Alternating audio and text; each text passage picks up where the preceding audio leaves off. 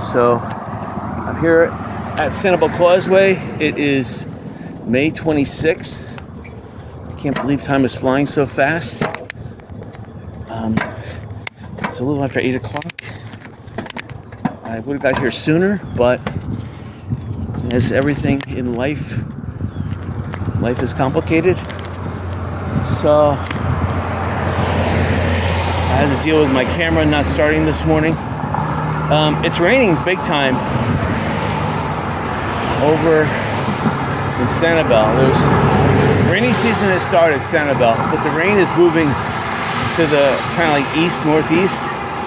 So most of the rain is moving towards mid-Pine Island, Cape Coral, North Cape Coral. You can see the rainbow straight ahead, so I know it's raining. I already heard thunder, so thunder is definitely rain, because thunder will shake the clouds and cause ionization, cause the rain to separate from whatever is being ionized and cause it to fall out of the clouds. So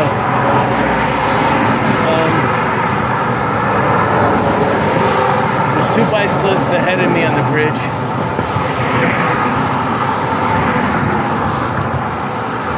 The tide is coming in rapidly.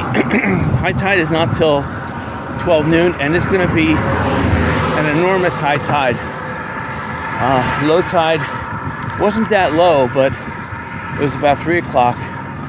So I wanted to get to the Sanibel early and go on the beach as fast as I can to experience at least the mid-tide. So this rain dictates which way I have to go. So because high tide is fast approaching, and it's a high tide today. It's going to be what's called +3, over +3, and I'm being passed. There's another bicyclist. It's okay. I'm not a speed demon. So plus I'm riding a mountain bike, not a racing bike. My bike is made for the beach. Not. If I had a racing bike, a carbon fiber racing bike, and I had ratchet pedals on it, and it was a 29-inch racing bike with ratchet pedals, which I could go 3 times faster than a cycling bike, I would be racing these people at about 45 miles an hour with ease up and down this bridge. But I'm only building a 29-inch mountain bike for starters variety. See, on a pedal bike, only one pedal is thrusting at the same time. One pedal, and you're only getting 25% of that one pedal. You're lucky if you get 30. With a ratchet power, you're getting 100% power, and you can pedal both pedals at the same time, as fast as you can push down on them. The only thing about a pedal bike is that you have to, a ratchet pedal is that you have to spend a little energy raising each foot. You have to spend it. Whereas on a pedal bike, you get that braking effect. If you leave your foot on the pedal, it gets pushed up. That's me. Terrible. So that one brake, I need to. Obviously, there's a cyclist gig going on. I didn't know, but it's beautiful here in Sanibel. The rain is causing a nice air-conditioned breeze. So instead of it being 90 degrees, it's only about 85. So it's nice. And the breeze is cool. We're getting that Sanibel smelling breeze. Wow. See, if my camera had only functioned like it should, I would have been 5 miles. I would have been beyond the Sanibel Causeway already. I got to deal with this bicycle montage. And I'm not anti-bicycle. I love bicycles, but these people drive like maniacs. There's more passing.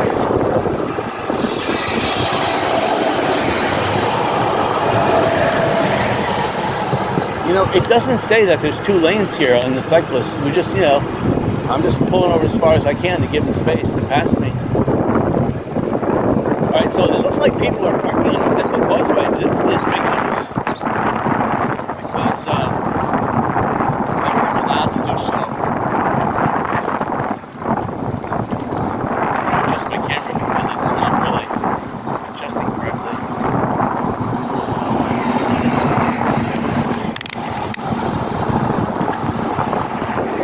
So this is good news. They have porta potties, and I don't know. They could be charging.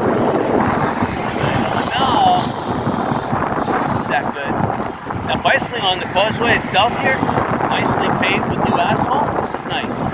Although, wouldn't you rather have an elevated bridge so you would have the entire causeway park underneath? And go at a high speed. That makes more sense. So the rangers here, which I guess they're trying to give out. I don't know. I don't see any parking permits required. So let's see. Okay, so there does have to be parking permits there.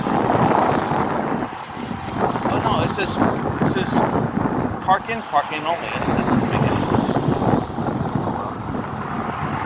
See, it's getting too structured. Who pays for all this 4x4 lumber? I mean, come on. Do we really need it? No.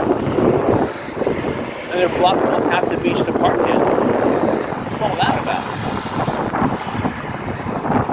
It's silly. There used to be more beach on this. On the left-hand side, there's no beach now. That's strange. At least it's open. That's good.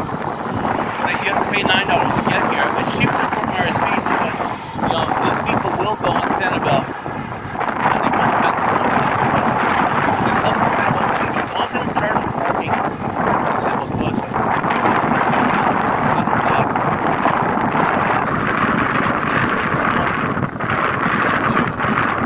Sensitive cameras on my bike, so that is the main threat. I think I'm going to break this camera before the day's out because it is giving me, it doesn't want to focus on a certain point. It's dropping, like gravity's pulling it.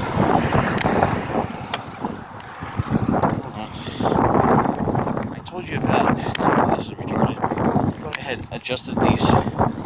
Go ahead, adjusted my sprockets, my gears. It's not locking into the low gear. Great, so I'm only getting 6 of the 7th gear. Great. Anyway, on the bike bed, I had to trash. So I had to trash my Schwinn. I'm now riding on a Trek. So the Trek has got better brakes.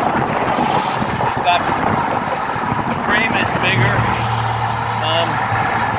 The Schwinn was a total aluminum frame. The Trek frame is an aluminum magnesium. The Trek frame is a little more durable. I don't know if it's heavier or not, or lighter. It's about the same. It fits in my car easier, weird as it is. The seat sits higher on the Trek, which I like.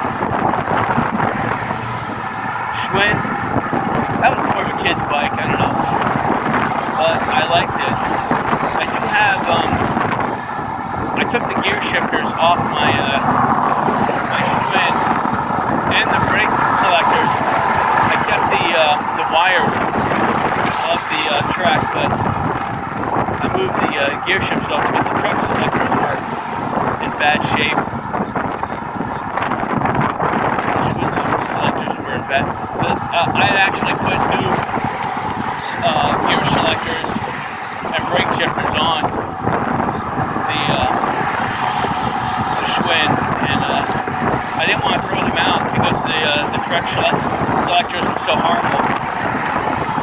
I just transferred them over. But that's a temporary state. I'm building a ratchet bike.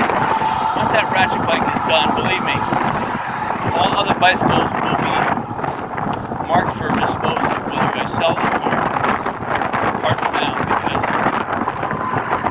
once I start riding that ratchet pedal, again, I'll be able to ride on average 2 times faster with half the energy, whoa. So I'll be able to go as fast as these racing bikes on what I call neutral. And if I want to race them, I'm gonna put them in the dusk.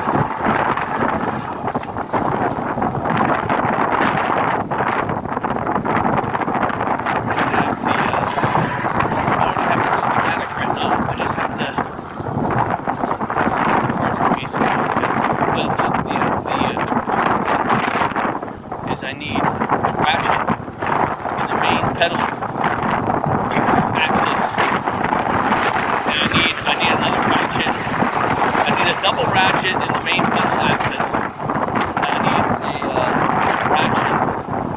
double ratchet in the back wheel. And I'm thinking I'm not going through all this trouble with these ratchets and gears and stuff like that.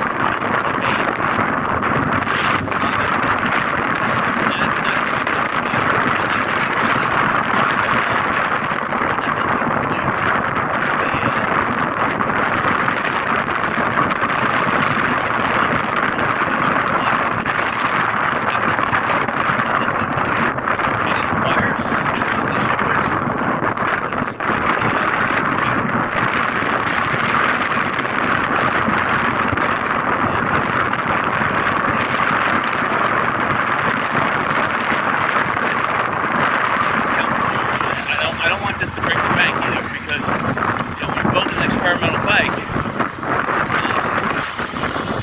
At slow speed on the beach, not a problem.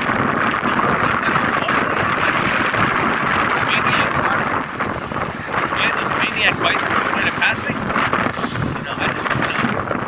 I won't know the tolerance since all the signals are hooked together until I actually do it. Plus, it's going to be subject to some.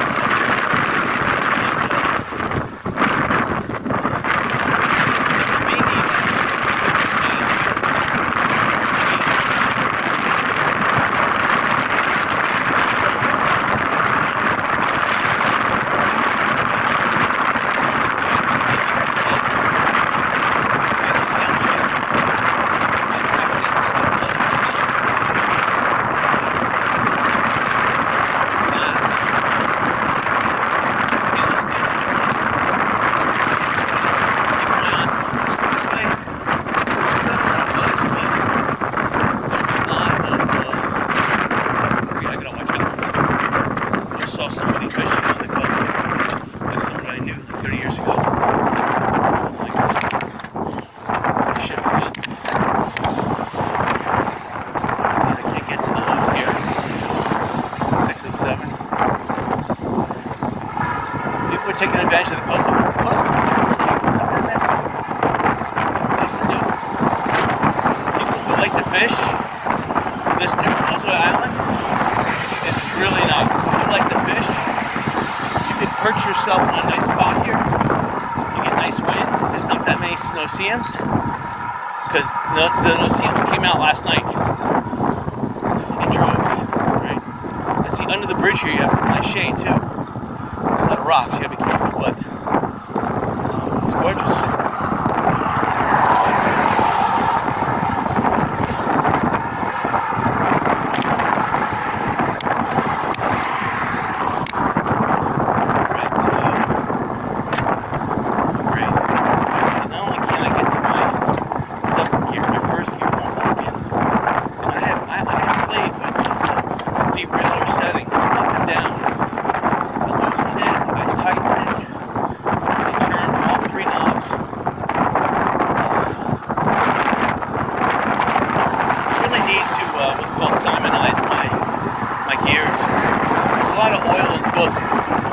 I spray wax and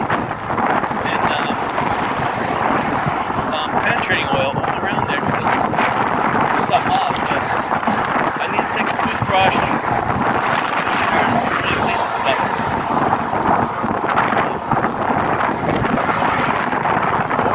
that wheel and throw the garbage can.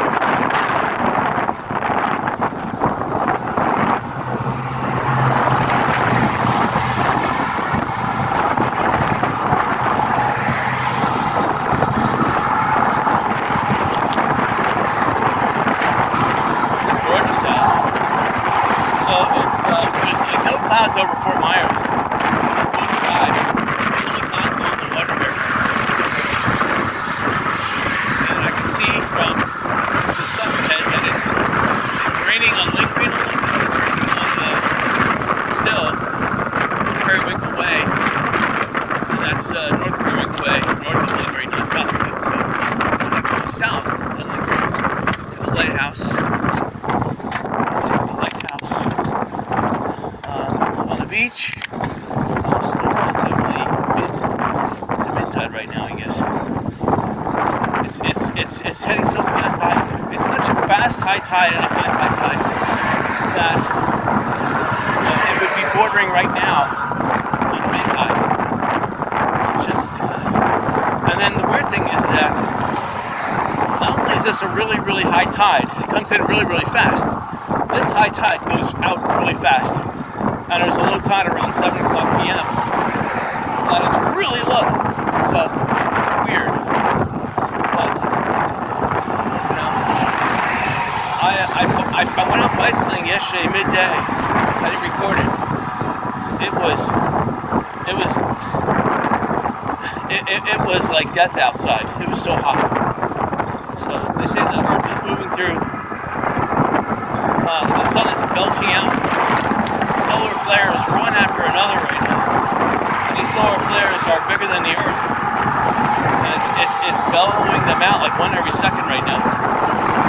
So I guess the sun is getting rid of some of its mass, but you know, as we all know, the sun and the Earth accumulate mass every single day. They absorb mass. So even if the sun belches out an Earth-size amount of mass every second for like 2 weeks straight, that's insignificant to the size of the sun. The sun's 2.5 million times the size of the Earth. So we can get rid of 200,000 masses, and it's still going to face the sun. In fact, it'll make the sun more compact and more efficient. And all that, whatever you want to call it, sodium that the sun is belching out. Sodium plus helium stuff is just going to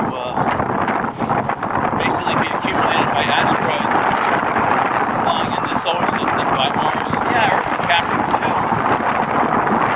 The Moon will, Venus, Mercury, mostly Venus because Venus is so close to the sun. But that solar stuff will also blow away Venus's atmosphere. The solar wind to be pushed out to the solar edges. Alright, enough of that time. Beautiful Sanibel, here we are. Nice. My camera stopped recording now. It hit a bump and stopped recording. This was 2 days ago. I was videotaping at Fort Myers Beach. It really hurt me.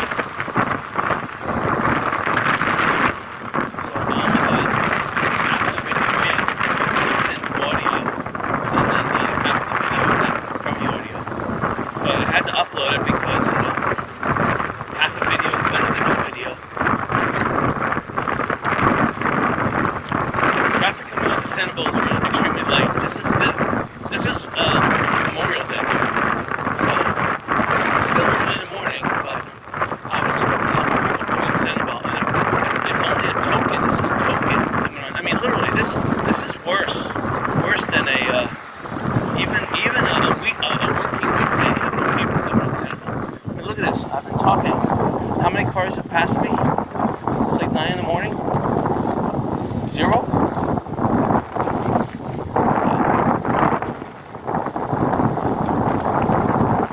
So you can see that this is the time to come out to Sanibel if you have a family. You're going to get a good spot on the beach. You're going to experience a little bit of low tide.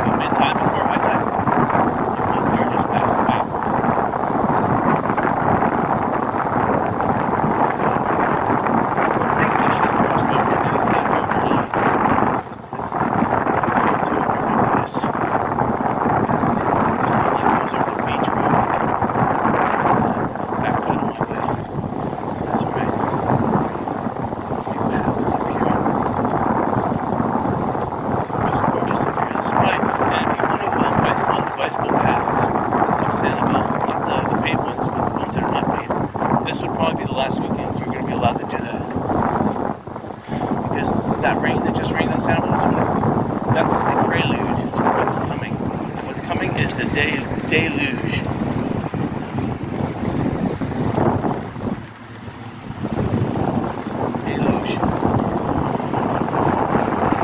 So it looks like the rain has gone pretty much. There may be some mist still, but the nice thing about it is that it's just cooling the whole area. So far, the roads here I've seen are all dry. I don't see any significant signs of water.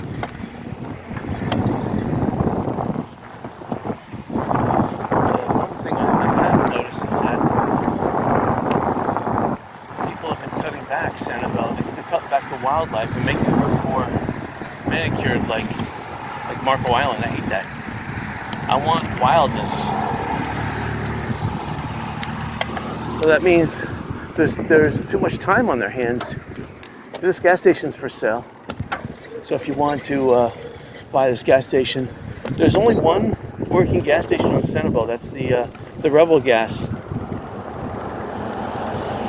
So having this gas station would kind of be nice if you're allowed to have gas here. Who knows? Maybe the reason why it's closed is because they failed. Maybe their gas tanks are leaking and you can't pump gas out of here without spending $900,000. If that's the case, forget it. Property on Sanibel right now is easily had. You can lowball all you want. Commercial property. Like I said, there's no business here. When there's no business, there's no market, and these real estate people, they could BS all they want, but commercial property is dead. Dead. The city of Sanibel right now is they're at war with the citizens here. The city of Sanibel is bilking them of this tax money, and I see no improvements here. Except the city of Sanibel is setting themselves up to bilk the citizens more. And the Lee County property appraiser, they're in on the scam, and all the local judges too. If you contest your property, you're going to lose, because everyone is Lee County and Sanibel. They're in it for the slush fund. They're going to bilk the taxpayers all they can. They don't help during hurricanes either. They should not have a city here. Hello. Let's see. Again, we're heading towards the lighthouse. Downshift a little bit because I'm still really getting to learn this bicycle. I don't really like it per se. But compared to my old bicycle, the old bicycle, two problems that went on it. One, the pedal shaft snapped in half. Don't ask me how. The pedal shaft, which is like a half-inch of stainless steel. How does a half-inch stainless steel snap in half? Good question. And then my derailleur, that was a 1/4 inch of stainless steel, wide stainless steel, almost an inch wide. That snapped in half. And guess what? Both of them snapped in half at the same time. Almost as if I had some kind of criminal element trying to cut my. And the good thing is, I only went out for a bike ride to test it, and I was about 20 feet out of my garage, and they both snapped. I was like, that's peculiar. Good thing it snapped on my property. Morning.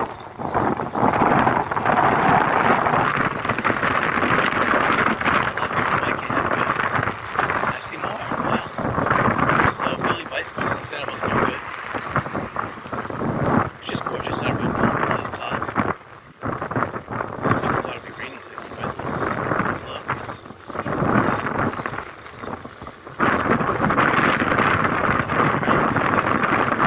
Okay, so you have to wait till you get to school. That's the old anchorage drive. That's the bridge that goes. It used to be a concrete bridge, but knocked it down. And now it's just a pedestrian walkway bridge, which you can take bicycles on too. I do, to get between Anchor Drive and Sanibel. Maybe it is called Anchor Drive on this side, but it used to be called Anchor Drive the whole way. But they decided to take the Gulf side of Anchor Drive and rename it Spoonbill. I don't agree with that, but I prefer Spoonbill. It says 15 miles an hour. Wow. But is that for bicycles or is that for? This is 15 miles per hour for e-bikes. Wow, that's a full speed of e-bike. I was actually going to read that sign. That's kind of silly. Alright, so I'm looking at the Sanibel River. The tide is coming in. I can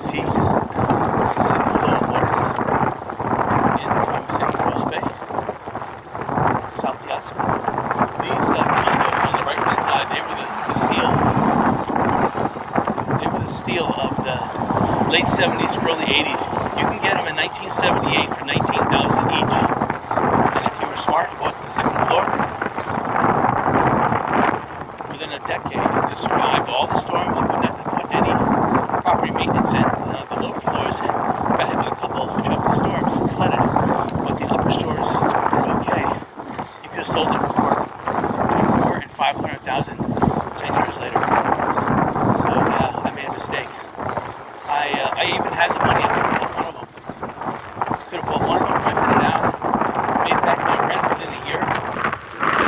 Because I still could have rented it for almost $1,000. Okay, maybe 2 years. 2 years I would have got my money back, and then I would have put my tin fund back. Probably would have owned the whole building by then. And then yeah, in '89 I would have sold it.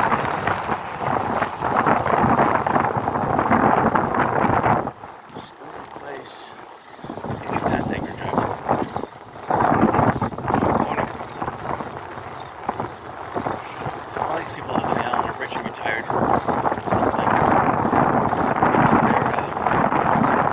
Their dance and their money and are living, I guess, a dream. You know, Sanibel is good for young kids. You know, it's this wild stuff that young kids really love, and they like the bicycle. So if you're your family, you gotta let your kids have bikes, and don't script and only give them one day. They need bicycles the entire day. Bicycling, because in those days they had no cable. There was no cable. There was actually no air conditioning. If you wanted to cool down, you could go on a bike and bicycle. And you know what? That was great. Now you have air conditioning and video games. Why even come to Florida if you're just going to be watching TV while you're playing video games? You don't need to come to Florida at all. I mean, it's sad, but if you do come to Florida, try to get yourself a hotel with no cable and no internet actually, and try to get back to nature, because believe me, you will enjoy this. I mean, I was a little hesitant at first coming out here today. My body was saying, what are you doing? You want to go to West Palm Beach next weekend? I'm like, yeah, I'm going to do that too, but I want to get a sample video in. So I said, come on, it's early in the morning. I'll pressure wash my windows in my back, my house. Later on today, I'll make amends with Mother Gaia.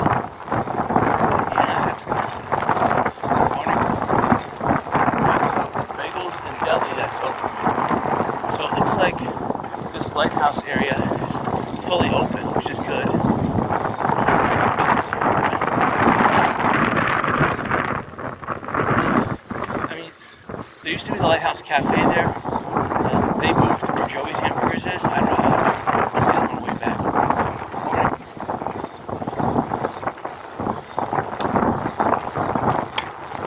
So picking up that penny definitely give me some good luck. Some people walking the dog with a like that. To me, those are more than just renters, those are homeowners. Now the cheapest property on Sanibel in this area is a little home to the left off of Ferry Road. I could have got that home in the year 2000 for only $200,000 here in Sanibel. Now, unfortunately, that home got wiped out during Hurricane Ian. But if I had bought that home, I would have had to watch out for Hurricane Charlie in 2005. Hurricane Wilma wasn't too bad. I would have had the Hurricane Irma in 2017. You know, it was like 6 feet here. And then, yeah, Hurricane Ian in 2022. And then Helene and Milton. Helene was 8.5 feet and Milton was 9.5 feet. So, yeah, the Island would have got hit by both of them. So, that's the problem with homes here. You have to be at least 10 feet high. 10 feet over ground, that is. 10 feet over ground. Because even Hurricane Ian, it was 10.5 feet storm surge. But because you're on an island, you have to worry about waves. And there was 5 to 7 foot waves on top of that. So, the only good thing is that the eye of the storm passed kind of like over San Carlos Bay. So it pushed most of the waves, most of the high water over Fort Myers Beach, Ponderosa. Those 2 A-frames in Ponderosa got nailed by a 20-foot water. And the Sanibel Causeway got really whaled. It got torn apart. I mean, some of the bridges, not the bridge footings, got destroyed. And the islands themselves almost got cut in two. I think one of them got cut in two twice.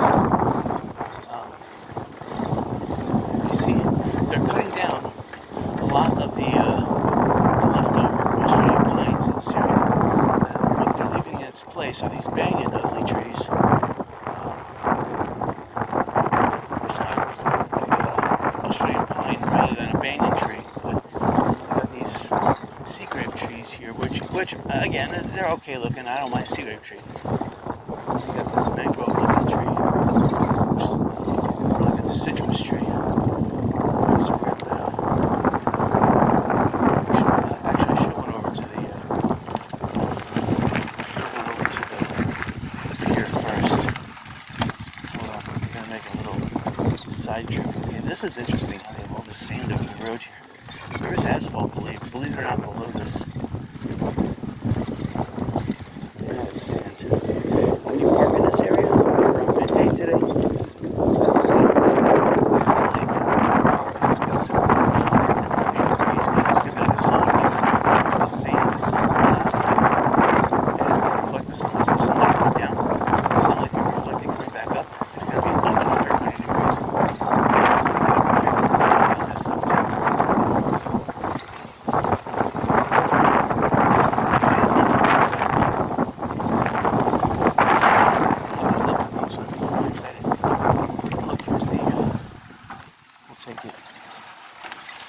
Really be careful because if I want to bicycle on the beach, I can't pop my tires and I don't want to be walking 5 miles back. I'm only going to go down the Rabbit Road today. That's all I have envisioned. I want to find out on Rabbit Road where Bailey's is supposedly opening up their new tiny location. So that's my intent. I would love to go to Blind Pass, but that's an all-day extravaganza. For one, I don't have the battery power. My phone is a videotape all of that, so it wouldn't do justice.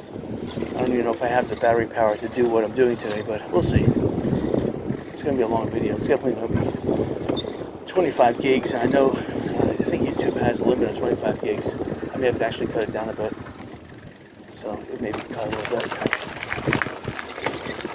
But I'm caught up on all my videos. I did them all yesterday and uploaded them already, so that I intended to do. This is what's called bonus. This is a bonus video, because it's something I want to do.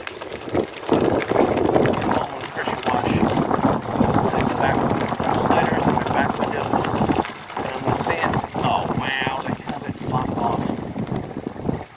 Great. And no other reason, it's just that they're too lazy to open it. Alright. There's a piece of wood there. Oh, anyway. Well, we better raise it up.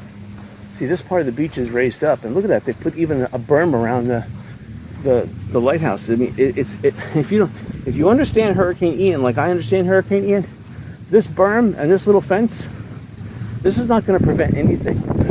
It's a hurricane with a 9-foot wave. This berm, after 3 of those 9-foot waves, is going to be decimated. Now, if they put concrete wall about 6 feet thick and goes down about 20 feet, yeah, that 9-foot wave and its buddies and friends, a couple thousand of them, are going to still go at it and possibly crack the thing in half. But sand? Absolutely not. This hurricane, this end of the island has been raised up. This is new, this sand here. So I don't know if they dredged or if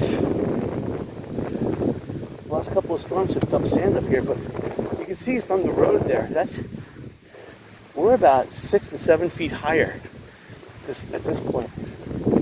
This is pretty high. They may have dug that sand out from around the lighthouse. This sand is pretty high here. I don't know where all the sand came from. They dumped it here. They must have dredged offshore and put it here. There was one weekend I noticed that the dredge was missing off of Fort Myers Beach. And maybe they just opted to pump sand over here instead. Because I've never seen, look how far it goes out. It goes out about 50 yards. And there's severe current out there. We're going to try to come back in the beach there. See what happens. Anyway, there's bathroom over here. Let me see if it's open. Not that I want to use it. Oh yeah, the restrooms are open. Cool. And there's one drink fountain over there. All right, so now I came down off that mount. You can see that the sand is higher than the bicycle. The bicycle is 3 feet. That mount's at least 4. I mean, it's almost eye level. If I look towards the lighthouse, it's eye level, so that's 5 feet. It's 5 feet over this area. This area is about 3 feet over the water. So that's 8 feet. Wow, you've almost met the 10.5 feet minimum. Almost. Still gonna get flooded here. Believe me, any hurricane will wash all the sand away. It's the angle of attack. The hurricane comes towards this area at. Okay, so I can see already the Sanibel Pier is not open. It's closed. It's fenced off. It's still in a dilapidated state. So probably never intend to reopen it. And this area of the road is also blocked. I see some blockades up there. So nothing has changed in the last couple of months since I've been here. So let's see how wide this beach is. Now I can see, looking down at the sand, that there is evidence of raindrops had fallen here, but not enough to cover the entire beach. But it does feel beautiful how the clouds have gone over the sun right now. And it's cooled down to 85. Definitely. I can see that there is some little bit of rain falling. The clouds separated. Actually, directly above me, there's no clouds. So there's a little cloud there heading towards maybe Bunchy Beach, Punta. And then you can see straight ahead over there. That's the big buildings way over there, Fort Myers Beach. That's Pink Shell. That's 5 miles away. So, for reference. And then straight out there, there's a dredge. So do the triangle. If that's 5 miles, that's about 3 miles out there. That dredge is 4 miles off of Fort Myers Beach. Interesting, huh? Do a little math this morning. So there's the causeway. So this beach is going out to half the old pier. So it's a pretty wide beach. And you can see it's raining really heavy right now in Pine Island. Okay, now I'm getting a couple of drops at the back of my neck. So there's some lingering moisture in the air dropping out. There's no cloud above us. So this beach is new, definitely. Some tractors I can see. Not tractor on the beach, but they did this nursery here too. So they intend on this sand in here for a while. I don't know if this beach looks bicycling, because usually a new beach that's pumped like this. I've been on a Fort Myers Beach, and it's not compact enough. It needs at least 2 weeks to compact enough.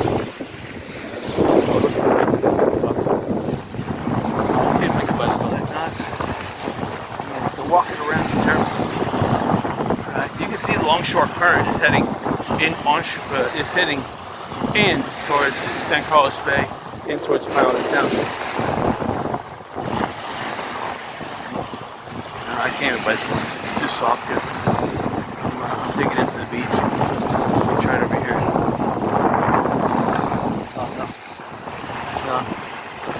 I'm digging in about 3 feet. Maybe 3 inches. Well, the closer we get, it's still beautiful water. Look at this azure water here. Gorgeous. And it drops down pretty quick. I see no more than 10 yards offshore, you're down 3 to 4 feet. So the shelling is probably phenomenal. People are fishing here. All the schools of fish have to round this corner. So if you're a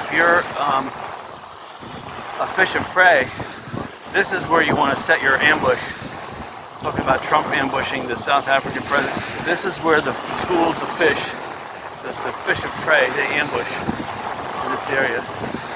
Small fish, they don't normally have to leave San Carlos Bay, but when they become adolescent fish, then that's their time.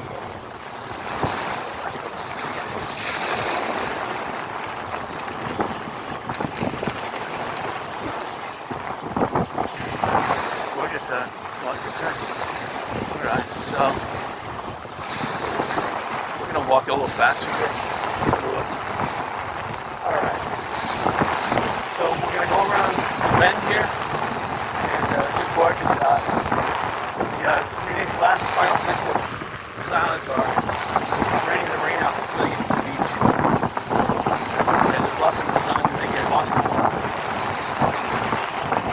So this beach was wider. It's eroding. I get someone pina colada right now.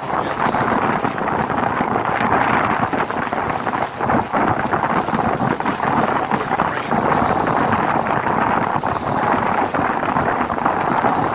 And when you're here at Sanibel, Sanibel has the better waves, has the better beach, has better everything. If you can afford the $9, I don't know how much more you're going to spend, but Sanibel Causeway is just a tease, really. You have to come to Sanibel to enjoy it. Sanibel Causeway is nice. It has like $2 million. You don't have to pay more on Sanibel Causeway. It's a nice place to hang out and grow. A toad jet ski, you want to launch it yourself, or a sailboat, Sanibel Causeway Mountain. That's paid for. That's the best place on the west coast to take you. Florida. I've been to Clearwater, been to some of those islands in Tampa Bay. I've been to Siesta Key, which again, Hurricane Helene built, and Ian, they all built that beach up huge. So it made it nicer, but still, Sanibel and Fort Myers Beach also got built up from those hurricanes. Sanibel still is the nicest beach. So a lot of people are fishing here. But see, this is the bad side of fishing. You should be fishing in St. Carlos Bay. Look, St. Carlos Bay is where you're going to get the bait fish, and that's where the crayfish attack as well. So if they fish in here, you're not going to get much. But people want to fish here. That's their prerogative. There's always that rare instance that fish of prey, which are larger, may go for your bait, but I doubt it. If they do, you're just lucky. So my shoes are starting to feel more of a compacted beach. See, the tide is high right now. It's and the tide's coming in fast, which means that we're not going to get much of a beach. So I have to make my beach run really fast.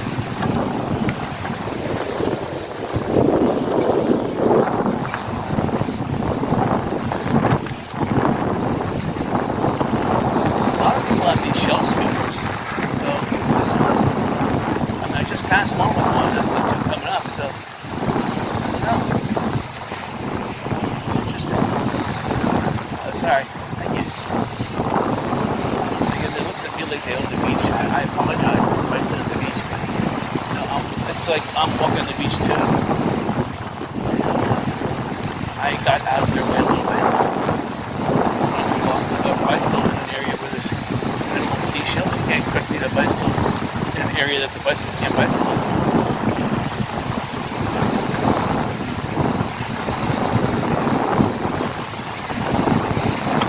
Looks like the city of Sanibel has hired some guy annoy the Sanibel beachgoers. He's arguing with some people that are relaxing on the beach, which is pretty sad.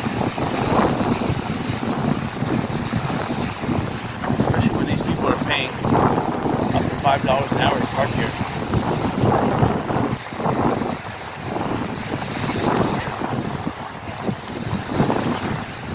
Yeah, he's pretty soft here. This is it though, just this little stretch of land.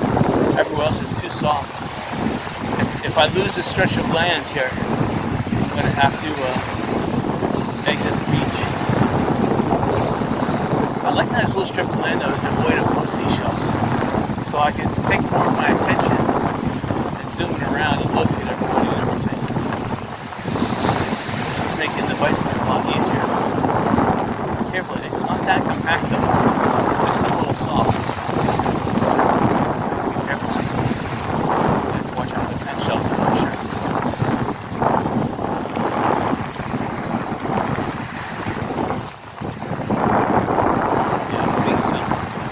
soft area. There's dead fish. See, that fish you can cut up into bait. And real fish like that with a smell to it, that when it drowns, there you go. Hey, oh, great. I'm trying to shift. I shifted the wrong way, guys. Alright, I shifted back. Let's see what happens. Alright, the tide is coming in. I can see it.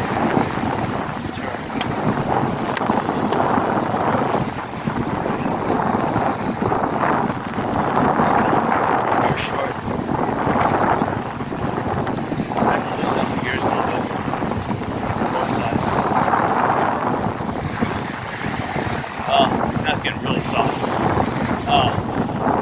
It looks as though coming up the beach gradient's a little high here. I have to walk this because this is too soft.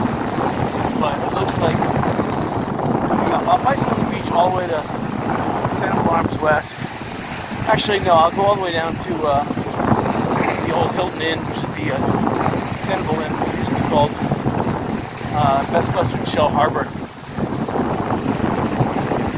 I'm in Sanibel since '71. Amazing. And then in 1970, my parents took me to Puerto Rico, Virgin Islands. I love that trip, but there was always, you don't want to go to a vacation spot where there's an overwhelming number, let's put it this way, the majority of the citizens are minorities that all want to do crime 100% of the time. And that was like that. And everywhere we go, we were panhandled. Like, oh, give me some money, you know. And they would use race terms and stuff like that. And we try to ignore them. It's just in their culture to do that. It's sad. It's not fun. You go to a beautiful place, but there's tons of minorities that are trying to commit crime 24/7. It's not good. So go there again. Beautiful, but then before that we go to Daytona Beach. That was nice, but that was in the late 60s when Daytona Beach was beautiful.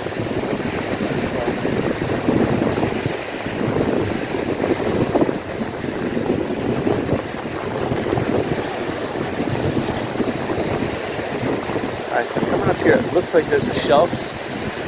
And then right here, I can't. Right here, it's just too soft and there's no beach. Coming up, it looks like there is a hardened, lower gradient beach. And if I'm wrong, I'll have to exit the beach. If I'm right, I can bicycle it. We'll see. So the beach is starting to pan out, lower down. The gradient's becoming less. There's more of a chance for a hardened beach. But the tide at this point, even the low tide is at 12 noon, high tide is fairly high at the moment.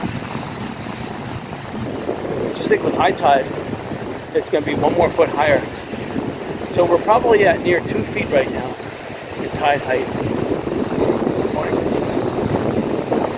But the high tide at 12 noon is almost 3.1 feet above mean global tide.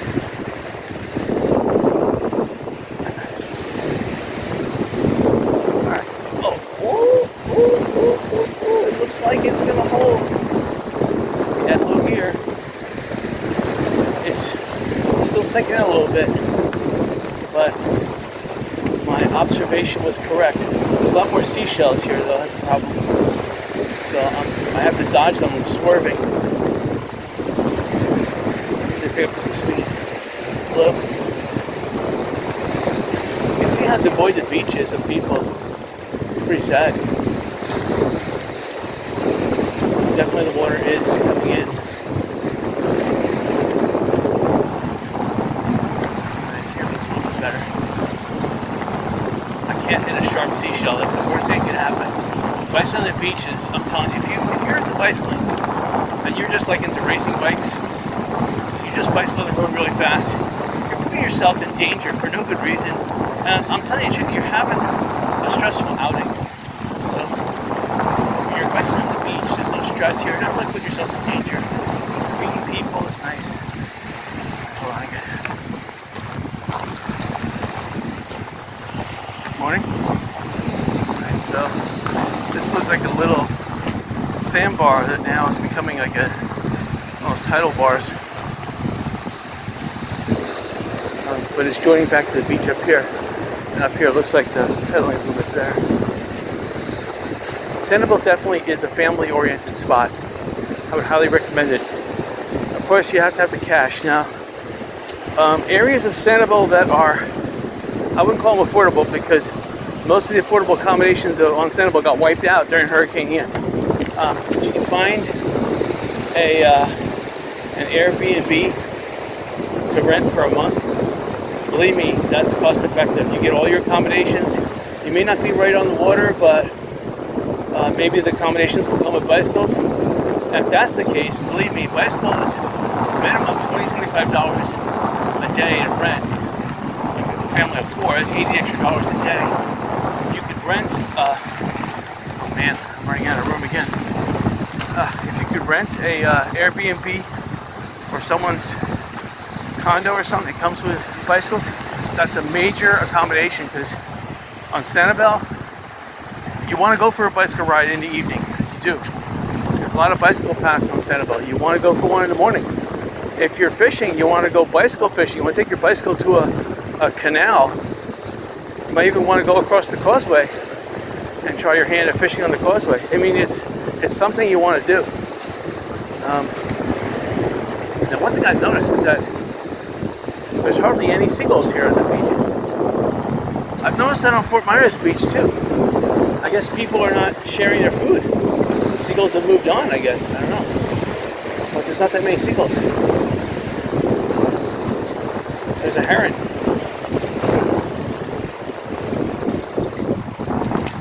Maybe it's an egret. I forget what it's called. White heron, I thought. Alright, so I see a lot of new condos that went up.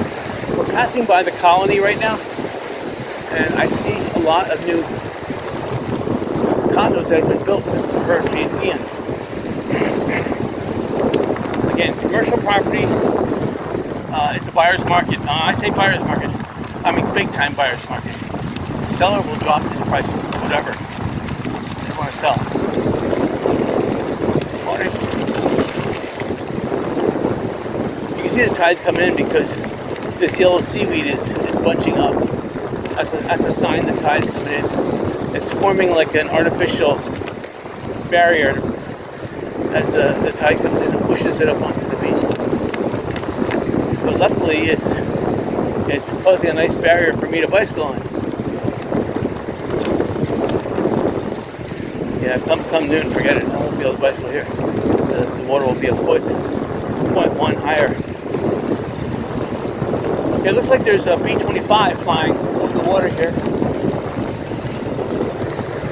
Pretty interesting. Could be a B-24 Liberator. It's got 2 front engines and it's got a gull wing in the back. I mean, a split wing in the back. Okay, the water is gorgeous. The tides. Okay, this sandbar is loose sand. I thought I could bicycle over there. I can't. You have at least 1 to 2 feet of surf on shore, and that looks like 1 to 3 feet just a couple hundred yards offshore. So there's a big surf going on. Okay, so now we're passing the Colony, and we're coming up to Teagle Cay on the right. I've been inside one of them. It got flooded during a hurricane because it was only like 12 to 15 feet, so 10.5 feet surge. Cool with those scooters. Plus the 5, 7, 9 foot tidal surge crested your threshold. And once you have one of those super powerful waves blast in through your screen, believe me, it'll take out your screen in 1 split second, and then it will take out your slider the very next second. I don't care if they're reinforced. I don't care if they're stainless steel reinforced. It will shatter that glass. Even if not on the first wave will dislodge it. The second wave will totally plow it in. And when it crashes, it has that extra little crash energy that's associated on top of that. That crash energy is being directed down and out, right into that glass, and it will crack that thing in no time. But we're gonna try to bicycle in this area now. Oh, now this area is showing some promise. Oh, this is nice. So this looks windswept. It's swept in a nice way. This is nice, actually. I prefer bicycling over here. It's lightly soft, but you can tell that high tide was here last night, and it packed things down a little bit. So it may have been soft sand that was packed, or there may have been some rain this morning that also compacted this area. Rain does that, but not as good as the tide will. Tide is 100 times better compacting sand. Right. Here's a problem. You see the tide's coming in, the water flow is coming in. I have to cross this channel here, and I don't have my proper shoes on, which is sad because my proper shoes would have caused pain. They're not. I have to clean them out. They're full of sand. Good morning. Same way as some people here, they feel like outcasts. There's nobody else on the beach. I feel lonely out here. All right. Back in the part of the beach that's nice. Alright, so we're passing by the White Pelican condos. Let's see, my history is back in the late 80s. There used to be something called a king spider that used to live in this area.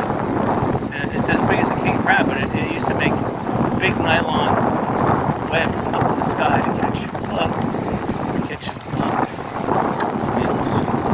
Get some soft animals. Slid out. Anyway, the king spider used to make big webs to catch flying palmetto bugs, not the tiny cockroaches, the big ones. And it was at night. I bumped into this like wire, and believe me, it wasn't like a spider web. This was about 50 times thicker. I look up, there's something huge walking in front of the moon. I was like, I look into the left, look into the right, there's about 50 yards between tree to tree. I said, there's no telephone poles there. I'm like, whoa, that was a spider, a big one. Its legs probably went out about 3 feet altogether. And I was like, yep, that'll spin a big web like that. I wish it would spin its webs a little higher though, so I wouldn't have to walk into it. Alright, so now we're coming up to, let's see, there's Seaview. They got some big damage. I forget the name of this complex here.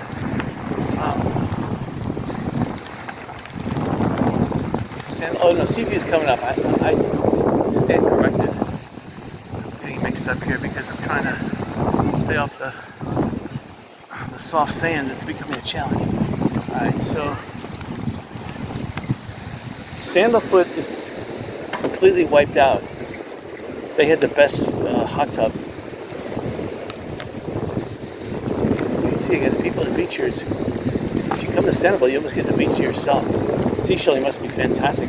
With a high surf like this, forget it. At 6 o'clock this evening, the shelling is going to be excellent.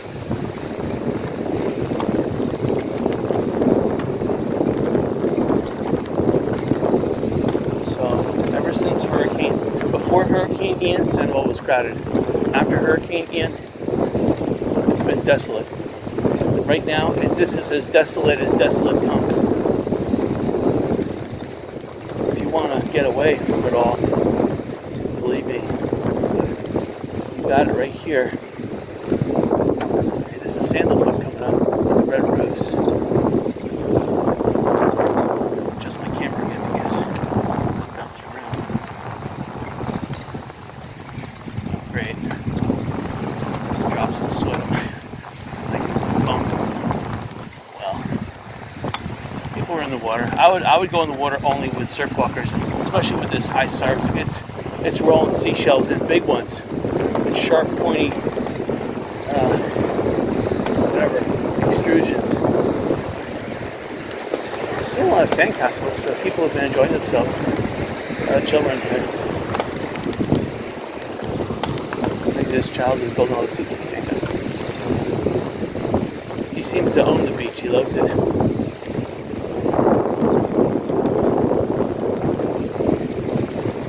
Alright, so this is Sea View coming up. They got both buildings here got hit really bad. Hurricane Ian. Irma hit them bad too. So they're made out of wood. That's the problem. A lot of wood. And I saw when they were building them, they looked fantastic and went for 1.75 million or whatever they're going for brand new way back when. That was like in the 1980s. And now they're probably 10 million. But I was like, what? That much? Wow. I wouldn't have bought them. Tico Cay, on the other hand, they were built out of concrete. And but they're built too low to the ground. Even I knew that. I'm like, you take your chance. I guess you could buy them. You live in them for 1 or 2 years. You sell them. That's the way you make money here. Even back then when I was 20 years old, I knew that's how you make money. You buy it, you enjoy it for 2 years, and before you even had to fix anything, you can resell it and make your money plus 50% or 100%. That's the way to do it. All right, so I'm running out of the beach is turning into sand, and here we are at Sanibel Arms West. It's kind of see this part of the beach right here. I can bicycle on, but coming up, it just turns to all white, fluffy sand. Here. So I'm gonna have to exit the beach. There's no way I'm gonna walk all the way down to Sanibel Inn. Let's see. Where can I exit? I'm gonna go for Sanibel Arms. Sanibel Arms. They have a little walkway here. See this little open patch here I could bicycle on. This brings back memories. This beach has always been beautiful. Now this here still looks. I might have been able to bicycle on, but that would have only been a little bit. High tide, it'll probably. You see where this debris line is? High tide will come up to this debris line. So another 1.5 feet, it will be up there.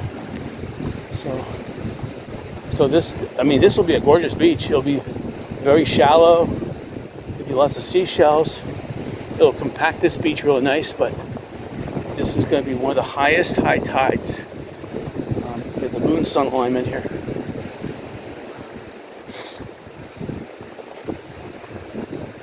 It looks like they're still trying to fix Sanibel Arms. I don't see, some of the porches are missing. They got the roofs done, but they're fixing the doors, the inside. You know, personally, I don't know why they're spending that much money. Contractors are basically robbing them and raping them. The design of these buildings were cheap to begin with, and they're sitting too low. You know, these buildings need to all be raised up 10 feet over ground level. Without 10 feet over ground level, you're going to be susceptible to Hurricane Helene, Milton, and Ian tidal surges. We get waves on top of that. So 10 feet over ground. If we're, again, this is where the high tide is. So we have to count feet here over ground level. 10.5 feet surge over the tide level, wherever the tide is. Looks like there was an old pathway here. I'm gonna try it. I see the cars are over there, but I'm gonna try going this way. See what happens. Oh. So it looks like this beach, the beach height has been elevated a little bit. There must have been a storm or some waves or some high tides that dumped the sand in here. I don't remember it. There was a storm about a month ago. We had 6 inches of rain, but that was coming from the Everglades out. That wasn't coming from the Gulf Inn. You would need a storm coming from the Gulf Inn to cause sand like this to be piled up. So there is something is killing all the mangrove in this area. All I see is, I should say, something is killing the sea grape. The mangroves look surviving, but it looks like someone is cutting back the mangrove too. So this used to be all beach. The beach used to be right here in 1989. Right here, the waves used to start here. crash up onto the beach. All right, so this is interesting here. It's like a bicycle at this point. We're down to almost a clay layer. I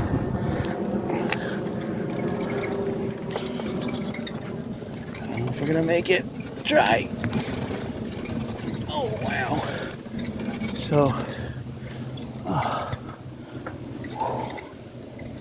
So yeah, this is home turf here. They've done so much to this place. They spent so much money. These condos over here, this is the B. We used to rent in B1, 2, 3, 4, 5, 6, 7. That was our main building. We also rented in F, which is over here by the Gulf. And we also rented in. We first started in, I think we weren't in B first in 71. No, actually it was in 73 we came here. We started off in Sanibel, the Sanibel Best Western Gulf Shell Harbor. But they had pavers here. They had walls that went up on both sides here. So you're going down like a little cavern. They took those walls away. They had like a little wash station here. They took the wash station away, which is pretty sad because you used to be able to wash your hands and feet. So that was a nice perk. And here, there used to be a concrete edge, and they look like they chopped the concrete edge away because this pathway is kind of narrower. So it used to be a boardwalk. Used to go way out. And obviously it got wiped out. Now they rebuilt it with plastic board, which I like. You can see the rainstorm is heading inland. So Punta Rest is getting hit right now. Yeah, this brings back memories. This whole area. We're gonna go this way. Hello. We had in 73 or 74 we brought a bicycle. We used it 1 year, and then we had to leave it behind. And then from that, we saw it inside. Underneath the sun deck here, there's a storage area for every condo. They get storage, and it's inside there. It's still inside there to this day. It's kind of weird. It's like a time capsule inside there. Once stuff enters that time capsule, maybe the hurricane wiped it out. Maybe they threw it out after the hurricane, but Hurricane Ian. Here's the pool. The pool's gorgeous.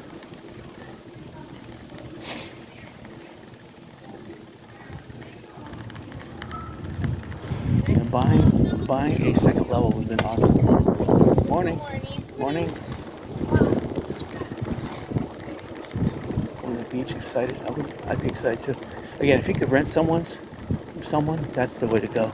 You don't want to pay through a real estate rental firm. They're just gonna jack you times 3. If you can get it directly through the landowner, that's the way to do it. All right. So now they took the Sanibel Arms West tennis courts and they changed it into two pickleball and 1 tennis court now, which is pickleball is really distracting. So you can't play tennis with pickleballs going on. So you're not supposed to be bicycling on the road like that. And they got good gears. And gear would only lock. Turn it on right now. See, it is on the low gear at the moment. I don't know if it isn't. Right, but still, I force it goes into second gear. So. On the left-hand side, they're still trying to fix these places. It's just ridiculous. How would you like owning this property and being offline for 2 years? 2+ years now. Going on the 3rd year. Ridiculous. Just stupid. You need to fix your property ASAP. Spend whatever money it takes, incur whatever debt to get it back online as soon as possible. Look, see, that's the problem because these people, they think, oh, if I fix the property, what happens when a hurricane comes next week? You can't live your life like that. If you have a property on the Sanibel like this, you better have some backup cash. You know? Otherwise, just rent in this area. But if you own property in this area, you better understand that it costs money to keep this property afloat. And hurricanes are a part of life. And that's another thing. If you live in Southwest Florida, one of my neighbors decided to move to Huntsville, Alabama. Now, Huntsville, Alabama is a real beautiful place, don't get me wrong. He got a nice little brick house. It's obviously 1,000 feet above sea level. All he has to worry about is ice storms in wintertime. But you know what? If you want to go there, that's fine. But if you're just leaving Florida because you fear another hurricane, wow. Now, again, there's other considerations. I agree. That's his hometown. Believe me, he should move. But still, it's a beautiful area, but you have to understand what you're giving up. You're giving up, well, it's kind of mountainous in that area, so you're really giving up bicycling. You're giving up sunshine every day because you're near the Blue Smoky Mountains. You're gonna smell still fires burning everywhere. Everyone does slash and burn farming in that area, so you're gonna have endless amount of smoke. You're gonna have black bears. So you're gonna have to walk with a gun in your pocket. Even if you walk your dog, you're gonna have to walk with a gun.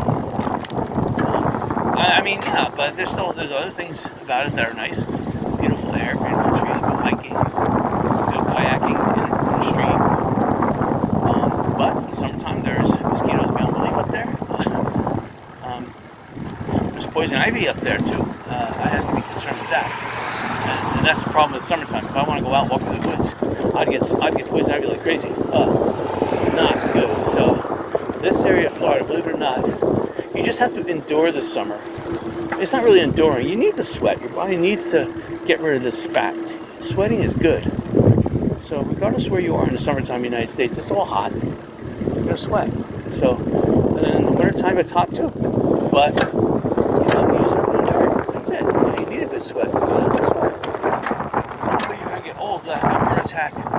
Is you don't eat that much and you sweat like I'm doing right now. Didn't have breakfast. I'm sitting around lunch. If I do get home in time for lunch, there'll be a light soup. Morning. So going all the way to Rabbit Road.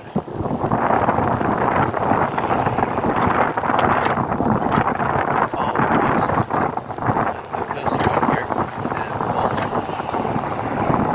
East Coast, Middle Coast, West Coast. That's how we get to Rabbit Road. Because we're going to drive down Rabbit Road. Not on the bicycle trail, but the bicycle road. For Bailey's. The tires are holding up good so far. Awesome. Turn myself off here. And it looks like it's still turning on.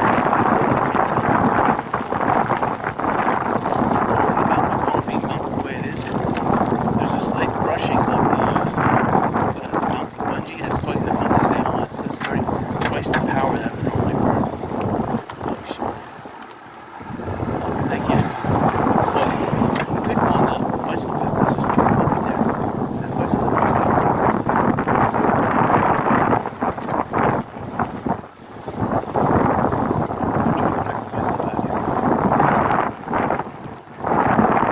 Sanibel police are being on regarding bicycle marijuana. These people might go on flash.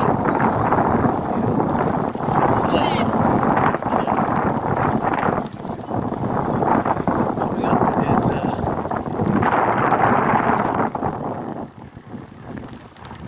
hello. Used to be the Hilton. Used to be the Ramada Inn. Now it's called the Sanibel Island Beach Resort. Wow. The same old people remember these places. Even when it was called the Hilton and the Ramada Inn, the same people when they're 20 years old are now 75 going to 80. They're still working here. It's sad. They bought a house when it was cheap in here. And these homes over to the right were selling for $50,000. That would have been the time to buy the house back in the late 70s. $45,000, $50,000, you can get some of these little tiny dumps. They probably got destroyed anyway. Hello. That would have been the time to buy. I have a nagging rock that's making a sound that I don't want to hear. Alright, look for it. Look for it. I think I got it out.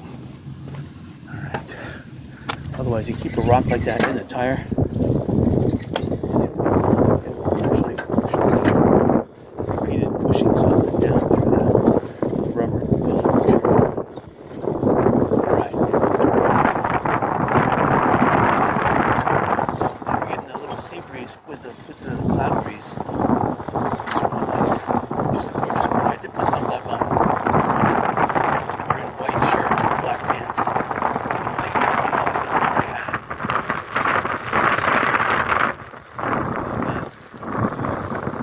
So Johnson & Johnson baby sunblock. Not shampoo, baby sunblock.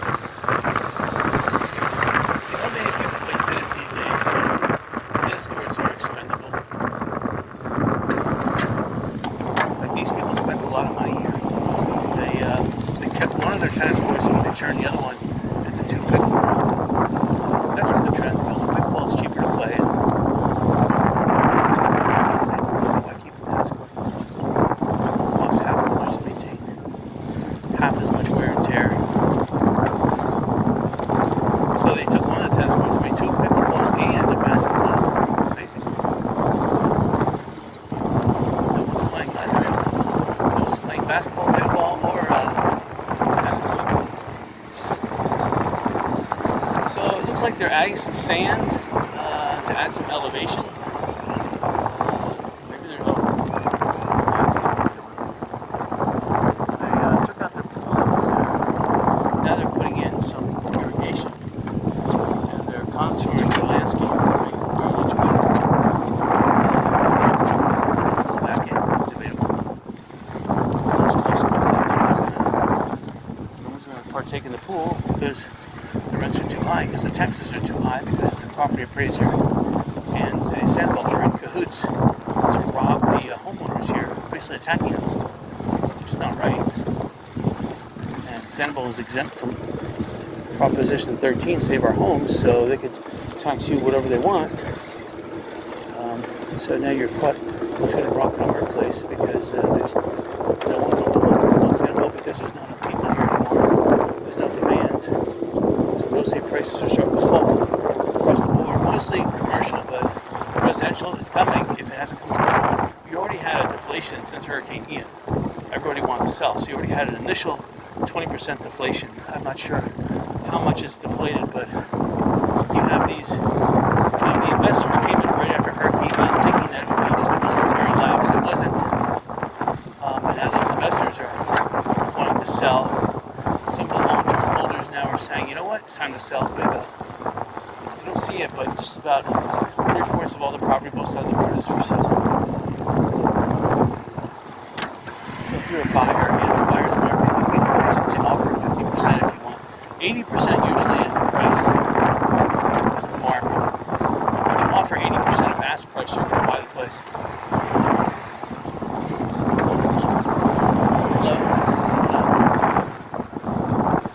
So it's just the rich people that are here, the people that earn their money, or they got a nice big inheritance, or they stole their money. You can't discount those people.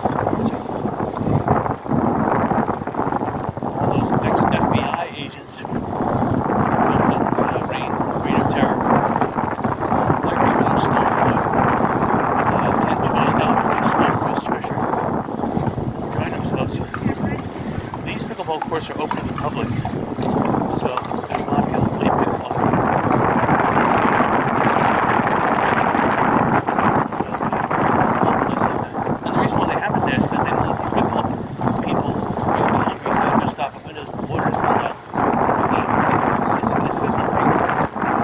It doesn't cost them anything to open the pickleball courts up to the public. You're not really going to get injured on the pickleball courts, but you'll be hungry and thirsty. Sorry. Thank you. This is a bicycle path, not a footpath. So they act like it's a footpath, but it's not. For bicycles.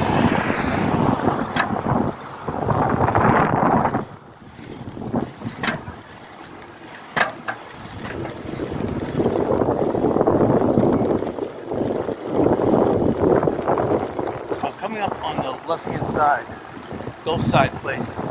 These buildings were built the strongest of Sanibel. If you can buy into Sanibel, this is where you buy. Because these things are made out of solid concrete. Finished during Hurricane Ian, Charlie, Irma, Milton, Helene, and they didn't budge. They held their own. They were not even broken. And their first floor is a little over 10 feet above mean high tide, so definitely if you were on the second floor or higher, you survived. Hello.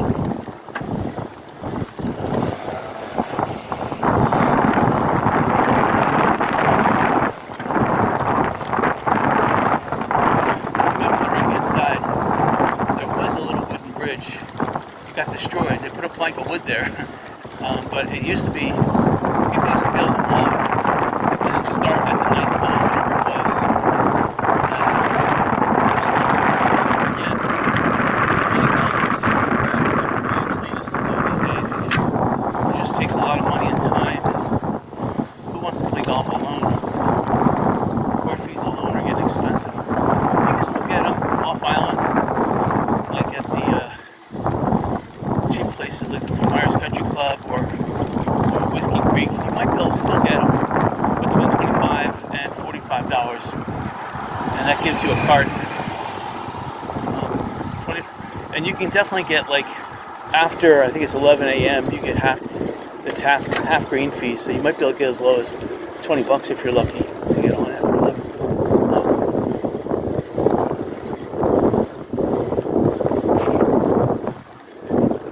Gotta turn my camera a little bit.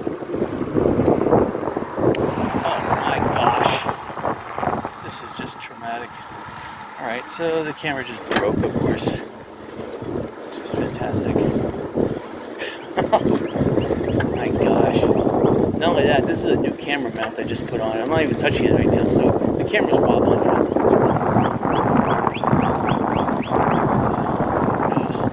Who knows if this camera's going to make it the whole journey. I'm only about halfway in, too. It's sad.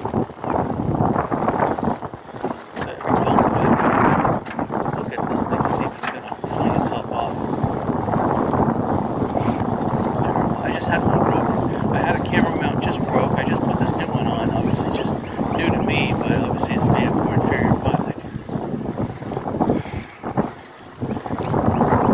need to find a rubber mount. One that doesn't break.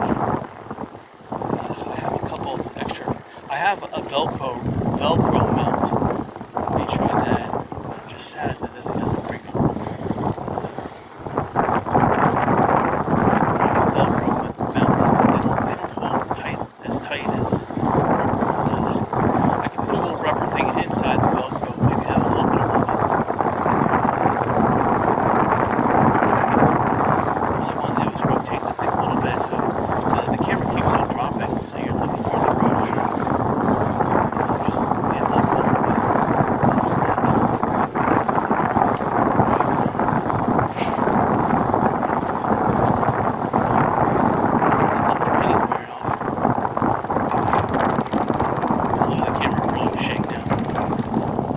This camera has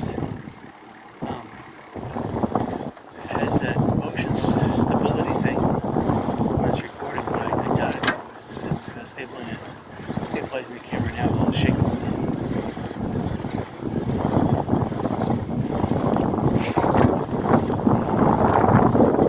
The camera's not phased at all. Unfortunately, it's pointing up at the sky. I need a new camera. And new bicycle, a new camera. Let's see what else.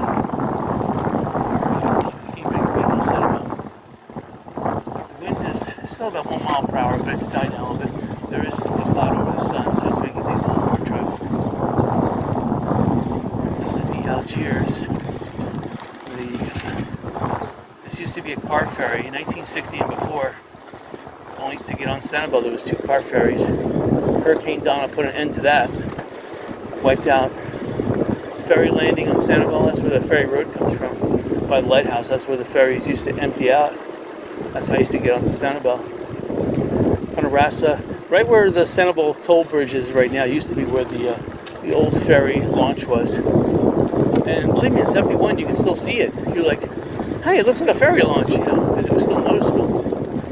But over the years, I redid the Sanibel Causeway. I think after Hurricane Charlie, that's when the Sanibel Causeway was completely built. I think that building, that bridge was put up around that. Yeah. And on ferry launch, and then on Ferry Road. I think in 1980 it was still somewhat visible, but it was like a pier falling down, and they decided to take it down.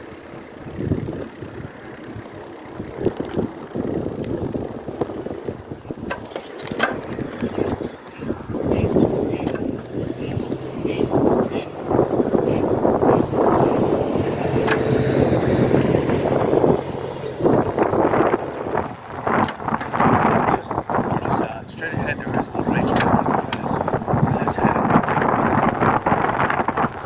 construction. So we're approaching this is Sanibel. We're approaching Coast Guard Drive shortly. So yeah, I'm gonna have to. I have this again Velcro. Configure it. So.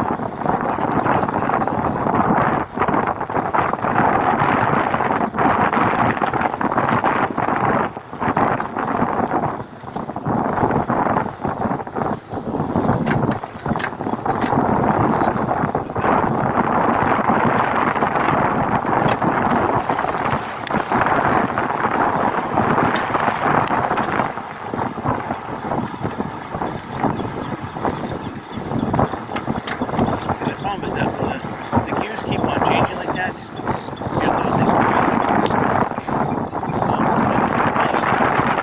Build up speed. You're like stuck at a certain high speed.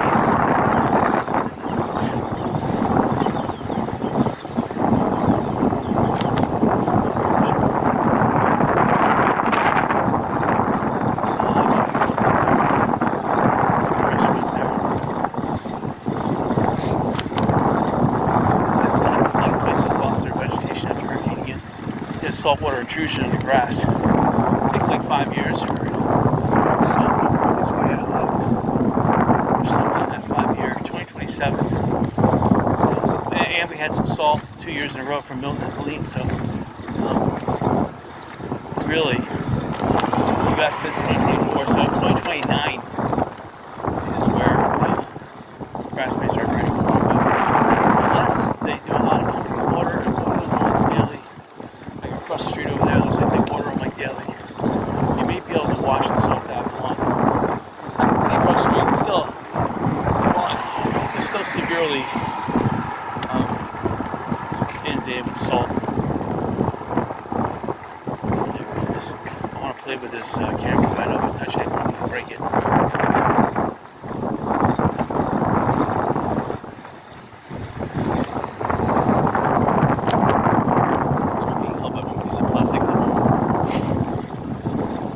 I'm only going to video up to the Sanibel Causeway. I'm not going to videotape crossing the causeway again.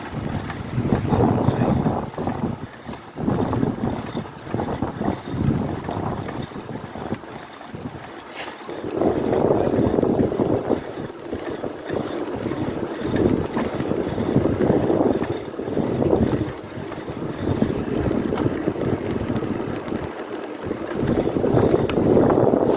Good thing is that I'm seeing condos on the left-hand side. They're open. So, especially this one coming up. My tire just picked up another free rider. Let me see if it's got. Can't have a free rider riding. That would just spell doom. I have a nice oversized, not oversized, but I have a nice thicker tire and inner tube in the front. So it should, you just never know. I don't know. This stuff could be porcelain shards from like hurricanes that wiped out toilets and sinks and whatever. Just can't. Porcelain shard will rip a tire. Not even a ding will puncture them. They're so sharp. 100 times sharper than steel.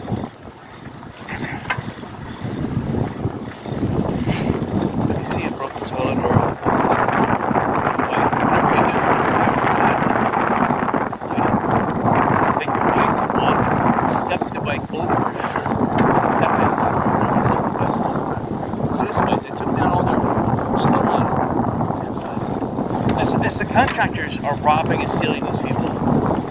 It's sad. You don't need to do that. It should be wild vegetation. You don't have to have spent $1 million. But spend $1 million on vegetation. That's ridiculous.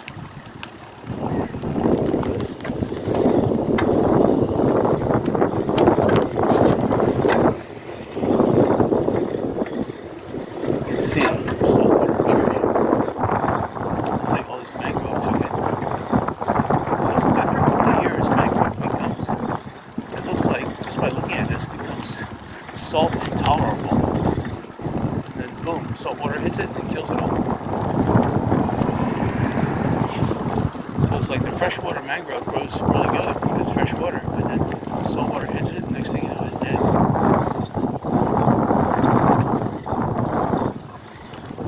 So this area of West Gulf Drive got hit the worst for Hurricane Ian. You can see, looking over towards the left, there's a lot of stuff missing. Vegetation, condos, hotels. See, now we're on the far side of the eye. Because the eye was almost 40 to 60 miles wide. Not that we went 40, 60 miles, but this is the other side of the eye that got the.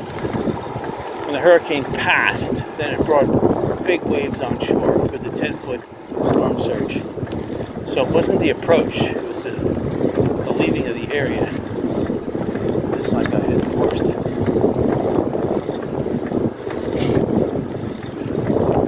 This house on the right hand side is cool because they have a big ramp that goes up the house, so I guess if you're handicapped, you can go in the back way with your wheelchair up to the first floor. They have a double. Actually, no, it's a single golf course with a pickleball. It looks like they turned one of their double tennis courts into a single tennis court with a small pickleball with a patio. Interesting. These condos on the left-hand side, you can tell that they're built strong. King's Crown.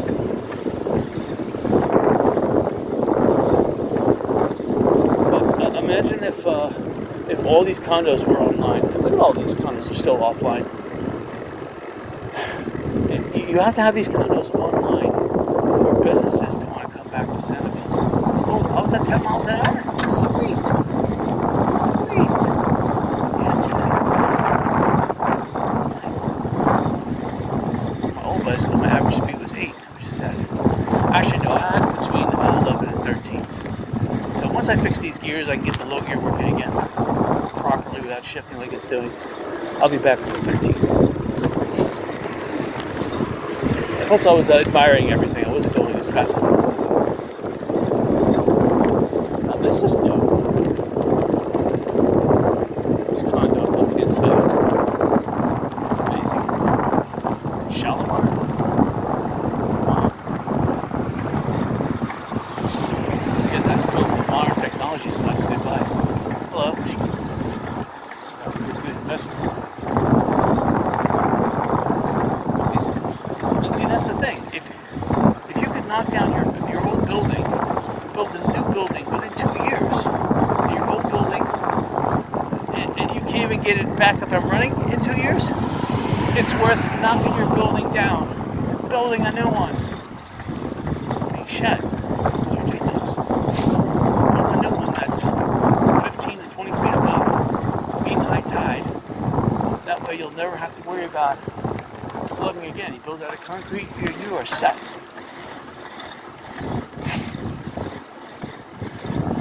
I mean, once those condos, if they're not already sold already, become marketable, they stand in the front line in front of everyone else because they're brand new. That's how it is. People like to buy brand new development.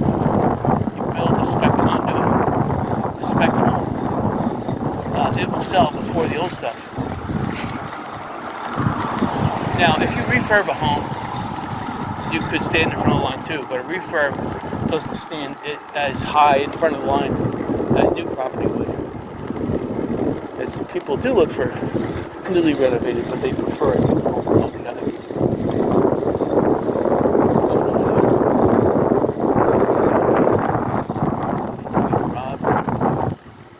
There's people on the right-hand side. these homes are not that high, but they obviously fixed them up. This home on the right-hand side definitely is not that high. Look at that, still has not been renovated. And the pool area is completely destroyed. The whole house is destroyed. Someone's living in there doing remodeling work. Unbelievable. Right here's west. Okay. Just past a really, on the left-hand side, a really ugly wooden home. That survived the hurricanes, amazingly. A lot of homes in Sanibel were built out of wood. Built with wood, some of them with wood stucco. Wow. That did not survive. Some that did still look disgusting. But the city of Sanibel somehow gave them an occupancy, a positive, whatever. This island did. They had half their buildings washed away. Their big building down by the water there survived, but the ground floor didn't. So, half Island Road. This used to be a place called Bailey's. It used to go right to Bailey's. And you can still get to it from. This used to be the old concrete trail. The concrete trucks used to come down because there was no Sand Cap or West Gulf Drive. They wanted the concrete trucks to use Island Inn Road to, for one, build Island Inn, and two, the rest of the condos that were being built back in the early 60s, you had to use those roads. Periwinkle Way used to be sand the whole way. It wasn't really paved until mid-70s. I'm trying to think. Late 70s. Even the Sand Cap Road was sand up until, I think, almost 1980.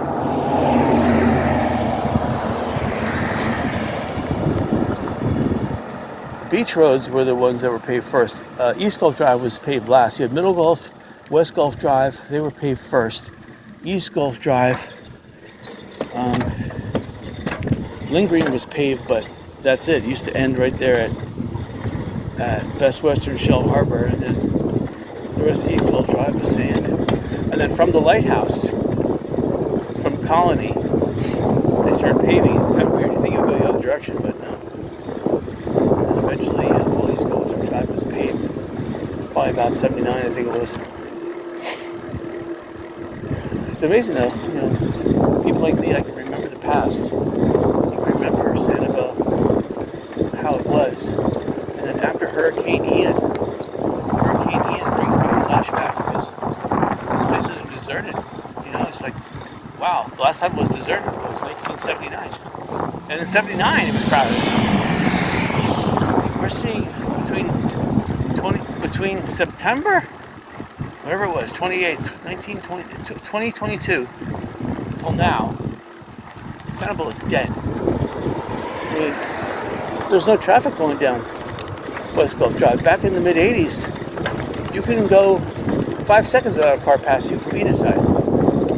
At any time of the year, even the dead year, September.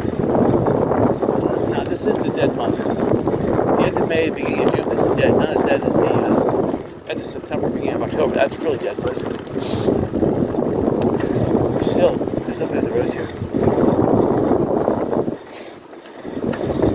And you can tell, after 2.5 years, there's not enough money. Oh, there's a turtle. You see that? There's a big snapper turtle ready to cross the sidewalk. Just past them. There's more turtles now because there's less cars, so turtles can cross the road. All this stuff on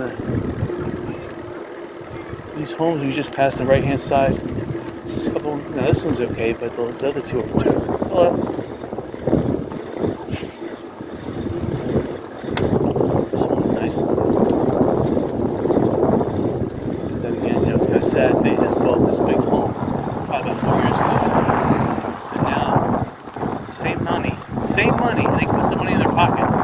On the left side, on the Gulf side, with some money left over. Sad. There's a lot of homes missing right here on the right hand side. Sitting looking in, there's just forest. Used to be homes there. Used to be. This was all built out. There was nothing left. Now on both sides of the road, I still see a lot of openings. People are building bigger estates on the right hand side. This house is big. It's so sad that they never built this one. It's down on the Gulf side, same way. Left hand side right now. That land is all open. It's all open. The house is gone. Oh, look, there's nothing there. Big, huge piece of property. I mean, send me a text if you want me to investigate for you. Let's see.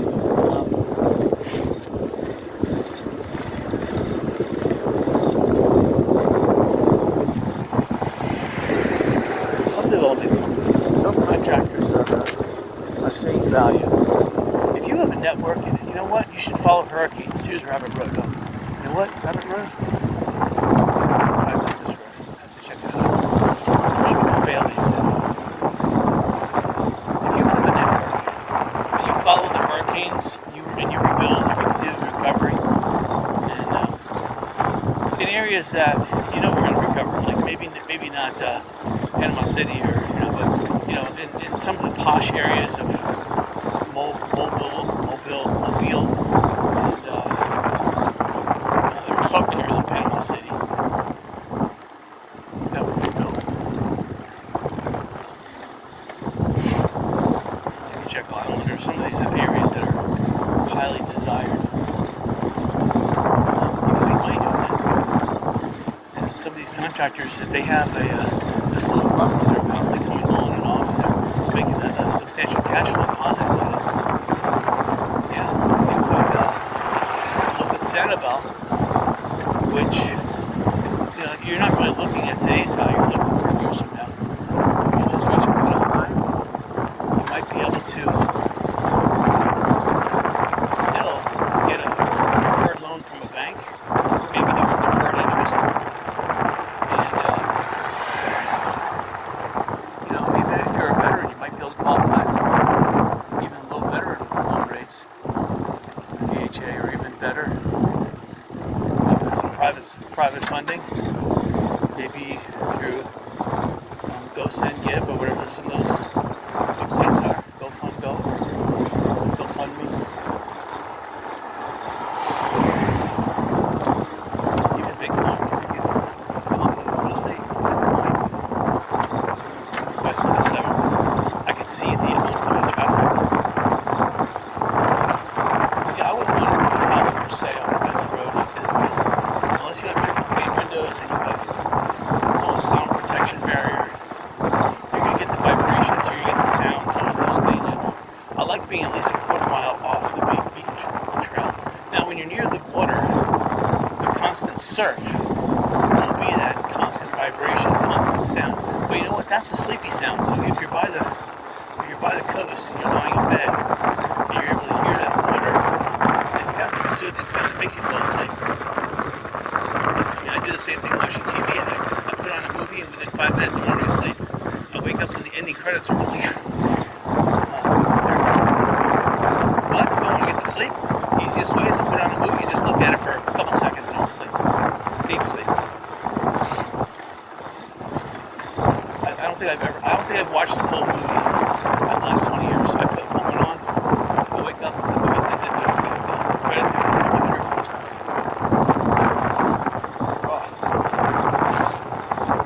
So far I didn't see those.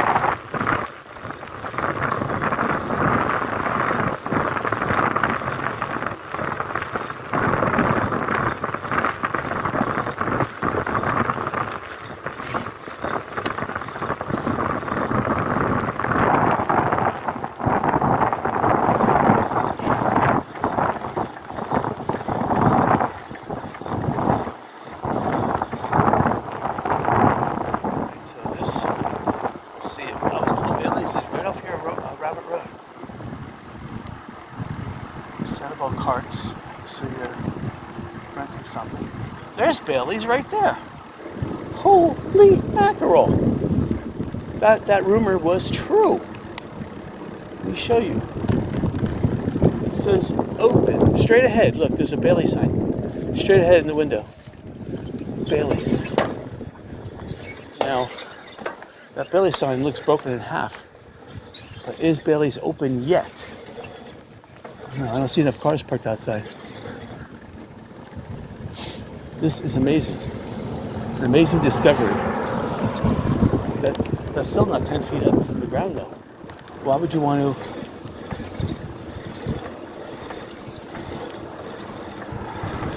Rosalita's Cantina. I don't know. If I was Bailey's, knowing what I know now after the hurricane, raising a property 20 feet high, like what Jerry's did, is the proper way of doing things.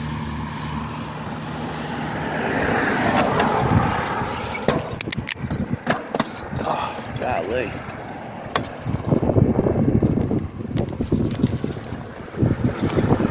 So it's got a speed limit of 20. Why is the speed limit 20 here for e-bikes, but the speed limit was 15 everywhere else? That doesn't make any sense. Alright. Adjust these. I gotta put in some kind of alcohol oil mixture.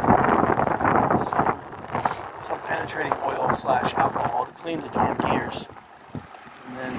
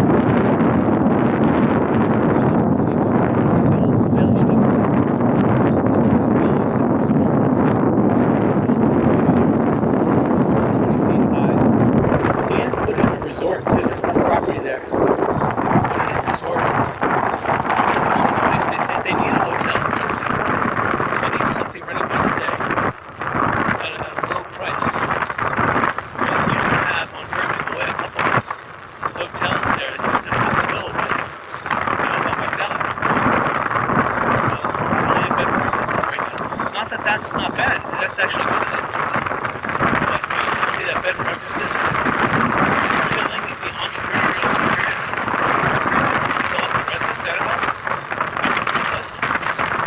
I can't believe the internet has caused that. So, just that. Realtors, real estate businesses have almost abandoned us. Real estate management has almost abandoned us. I'm not going to do this.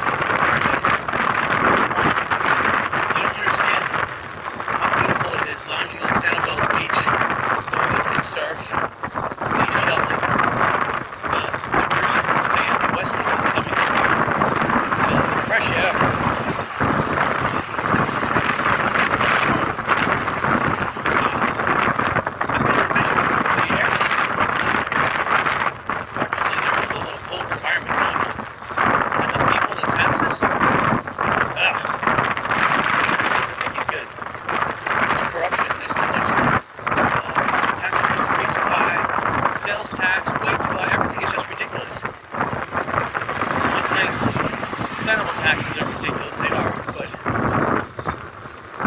they need to get rid of the city of Sanibel. Now, the citizens of Sanibel need to band together and get rid of the city here. You only need Lee County. You don't need a city.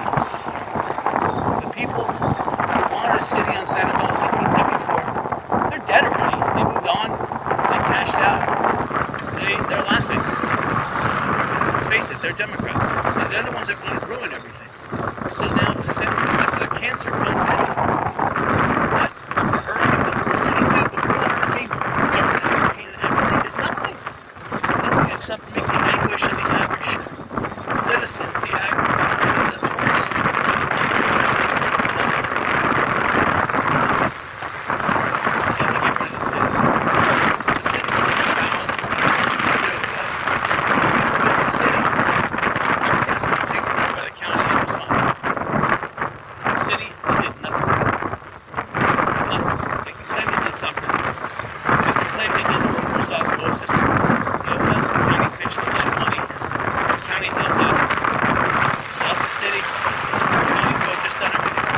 And it cost the citizens half as much. Sanibel wasted everything. Wasted. All these signs that got washed out during the hurricane. They double down, put twice as many signs. At twice the cost, so it costs 10 times as much. Wow.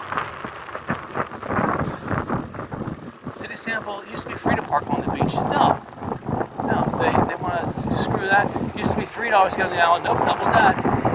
Now it's tripled that. It's up to $9. The city of Sanibel has done nothing good. Nothing. People coming to this island right now are the ones living on Captiva. They got $1 million. You know, to them, they don't want traffic on Sanibel because it's easier for them to get off the island without no traffic. So they would rather have devastation on Sanibel. That's not the right reason. Sanibel should have built a connector to West Coast Drive and made an alternate way to get on and off the island. They should have built a bridge over to Pine Island. They should have. Either a causeway or a tunnel. They should have. That would have been okay. No, they didn't do it.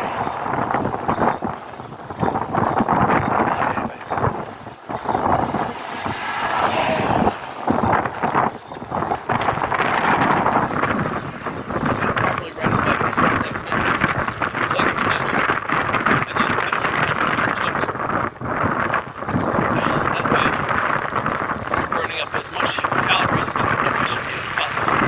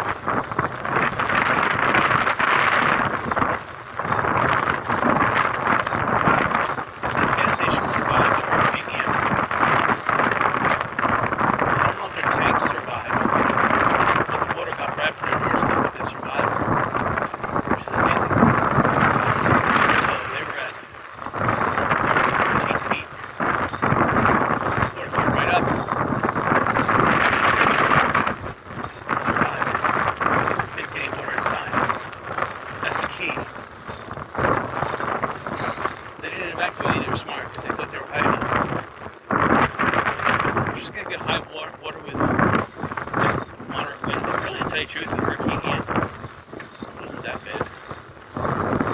We had to learn from all of our gusts. Sustained was 130. Tornadoes, yeah.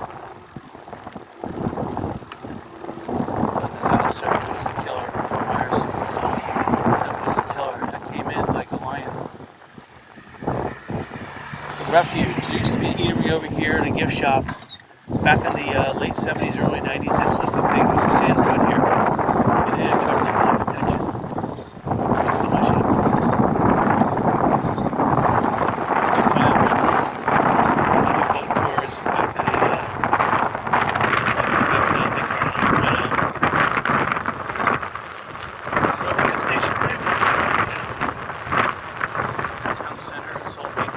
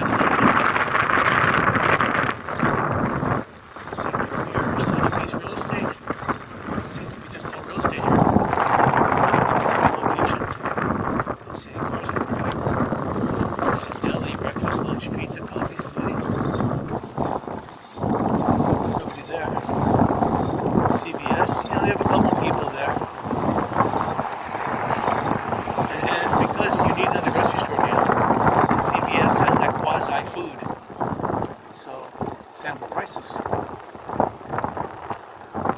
Gift shop area over there, blocking off the inside. Dead, devoid. You need to have people there, even at 9 in the morning. If you don't have people at 9 in the morning there, forget it. You're done as a business. Your wings across the street there. 3 cars. That ain't gonna make any money. You're gonna go bankrupt.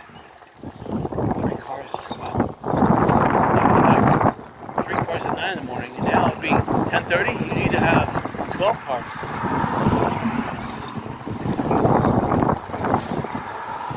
This place here, it's gotta be a real estate. There's no way. Really shops.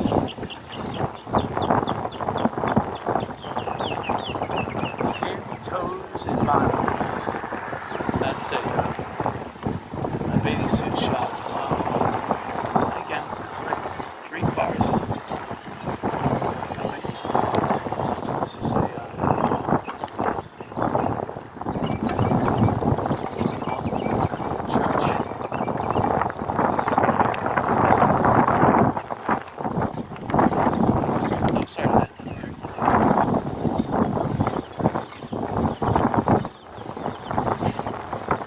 Sites. I was watching the bike path. Alright. Used to have the Bean across the street.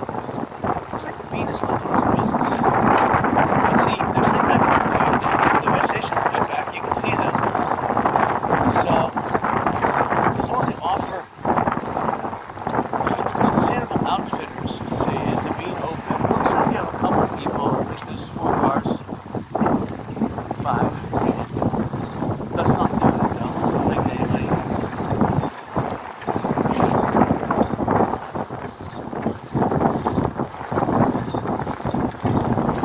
Sign there says tacos, open 9 to 4. I see nobody there. Background. You need to have a taco place down by where the people are concentrating right now. They're concentrating at the beach. So if you were smart, you would have to have your vending stand right down at the lighthouse. That's where people are looking for food, looking for drinks and ice. There's tons of cars down there. So if you got a permit to park down there, yeah, don't make a tunnel. Because people go to the bathrooms and position here.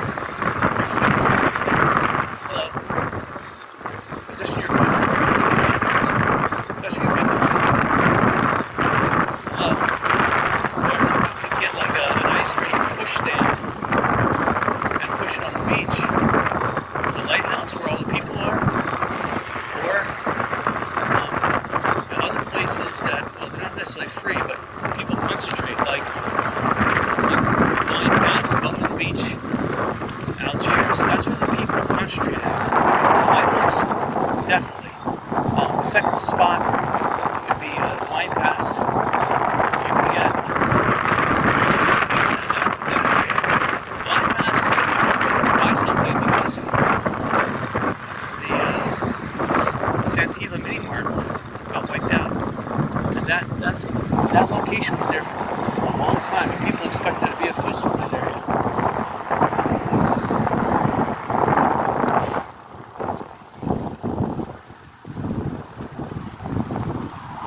On your left, oh, thank you.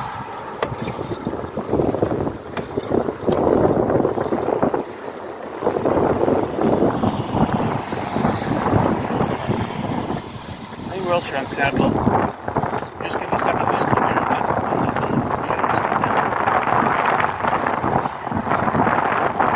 I noticed that 15 miles per hour.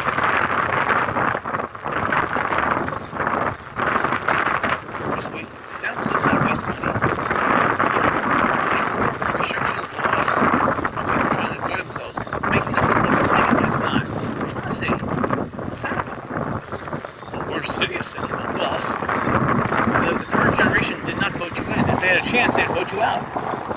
But you're rigging the elections, so you're preventing ballots like that.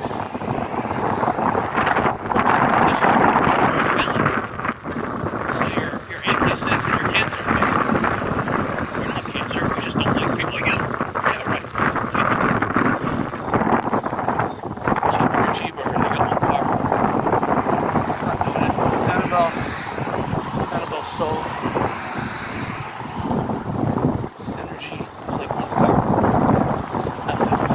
Most of these cars are driving to Captiva, to and from Captiva, because probably South Seas Plantation has a deal going on, probably $50 a night, and they're beating everything on Sanibel right now with their price.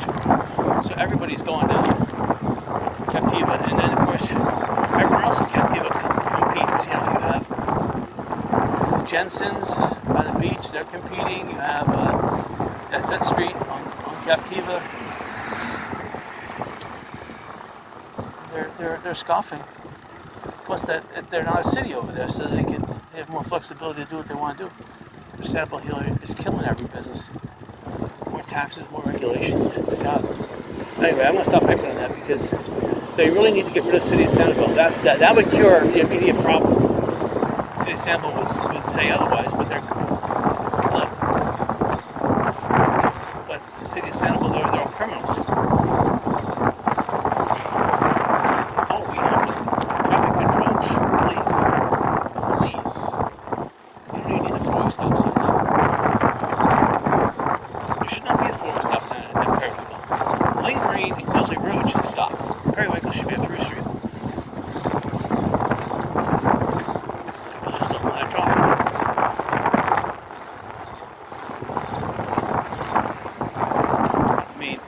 Free volunteer police, free volunteer firemen, free volunteer teachers, free volunteer, government workers. They should be free, not tax paid whatsoever. Volunteer 100%. They want to volunteer their time and not create any more laws and help businesses. That's the key. I don't see a drink fountain there. I'm just going to bring a water bottle.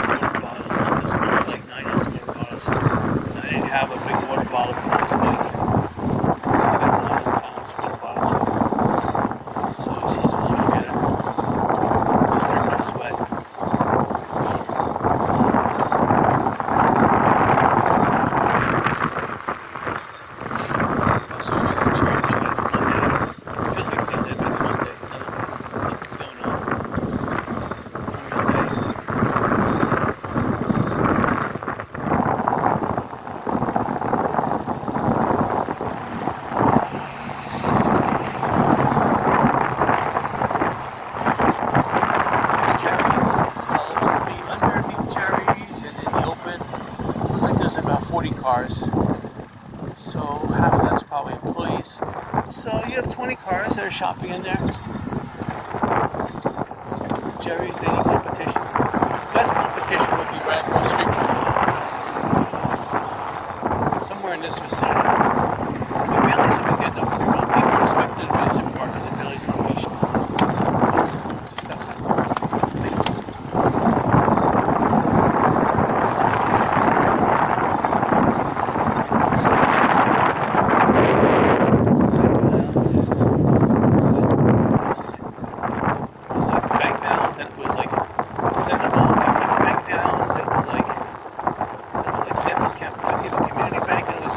Sanibel Captiva bank balance, and now it's back to bank balance.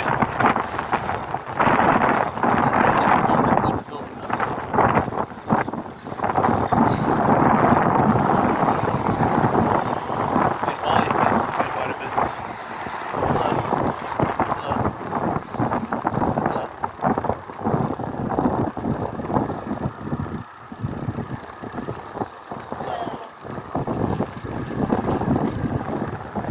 Business here whatsoever. I mean, I'm seeing a lot of cars straight ahead, don't get me wrong, but these people are gawkers. They're looking for an ice cream shop and they just want to drive. They just want to check out the island. They spent $9. They're done. They brought a sandwich with them in the car, so that's all. They want some ice cream and something to drink. That's all.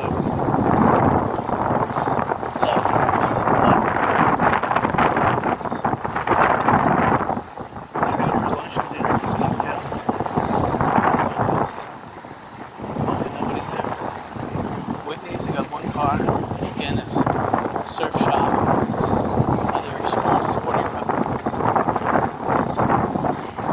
Royal Seashell, nothing's going on. McTee's, shrimp, nothing's going on. Or, I think that was McTee's, maybe this was McTee's, yeah, this was McTee's up here. It's out of business bankrupt. Got wiped out during Hurricane Ian, never rebuilt. Cross Street, Snappers, they never rebuilt. Here's a 7-Eleven. But they've been here a long time. People expect there to be a 7-Eleven. It says one car. And who knows if that's an employee or not.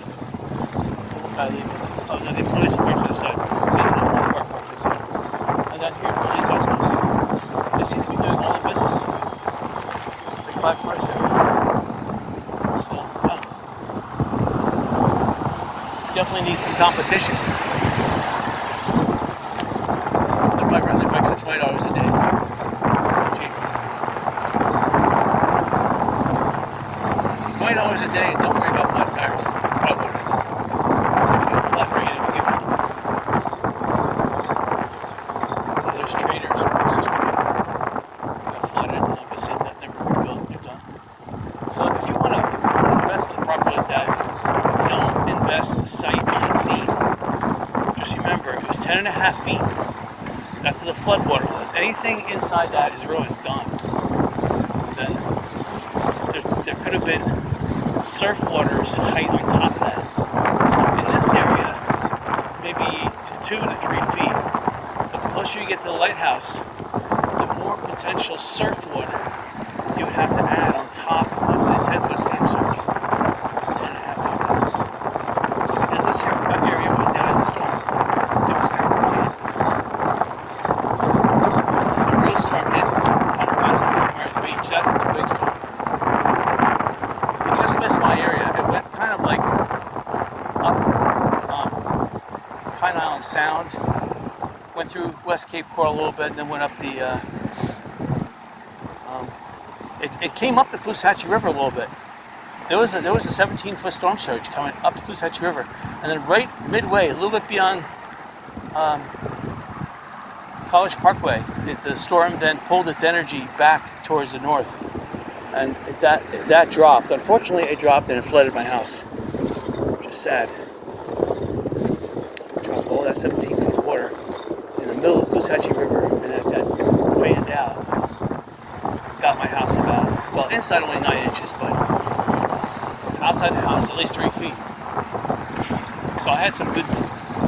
And what let the most water in was the dryer vent. The last thing I can remember, I was like, oh, I forgot to clog that one up. If I had clogged that one, maybe only 6 inches of water inside the house, maybe less. Sorry, hello.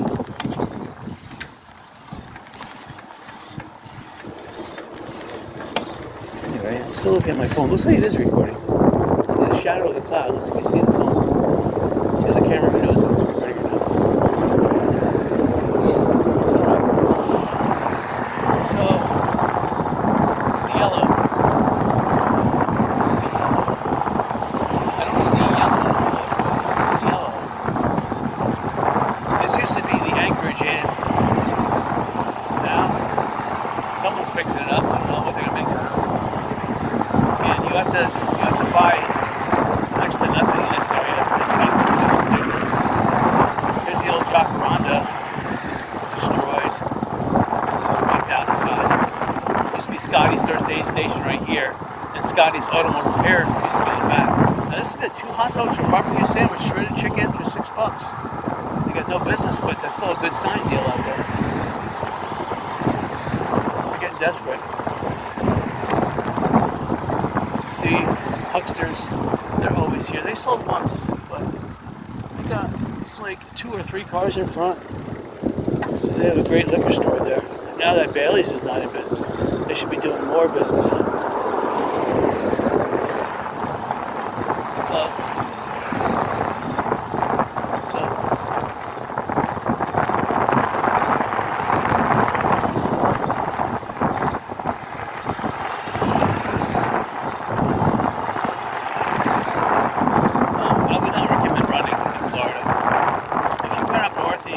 Decide to run in Florida, I'll tell you one thing. Okay, I've been to Denver, Colorado bicycling, and the air is thin there, and it's mountainous. And even though I feel like Superman, I know beyond a shadow of a doubt I would have big problems bicycling in the Denver, going along Clear Creek there, any amount of hill there that I'd struggle. I struggle here sometimes going over the bridge. This is nothing compared to Denver. Thinner up north. I'm not saying you're coming from Denver, but if you're coming from an area where the air is 300 feet above sea level or thinner in New York area, thinner in terms of it doesn't have that much humidity, and you come here where the air is 50 to 70% humidity, for one, it's hard to get oxygen in your system when you have 70% water in the air. 2, the air is that much thicker, so it's going to cause your lungs to have to expand and contract that much more to get the air out. You get tired a lot quicker. Hello. So, anyway, this business here, this curio, right here on the right-hand side, I wanted to buy that as a real estate business. That was the old Sanibel Captiva bank, but it got flooded. But these people fixed it. Okay, the Lighthouse Cafe is doing a ton of business. That's the old Joey's hamburger place. So I see about 30 cars parked there. That is phenomenal. So they are kicking patootie. They are kicking patootie.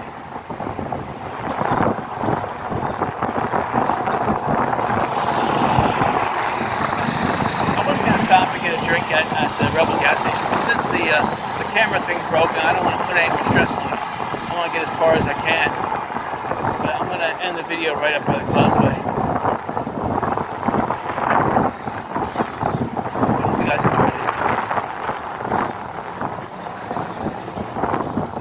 Right up here. Good morning. Sanibel's having a great time, and that means Billy's Bicycles is having a great time. I hope you guys enjoyed this. I'm going to send it right here. So maybe next week will be West Palm Beach.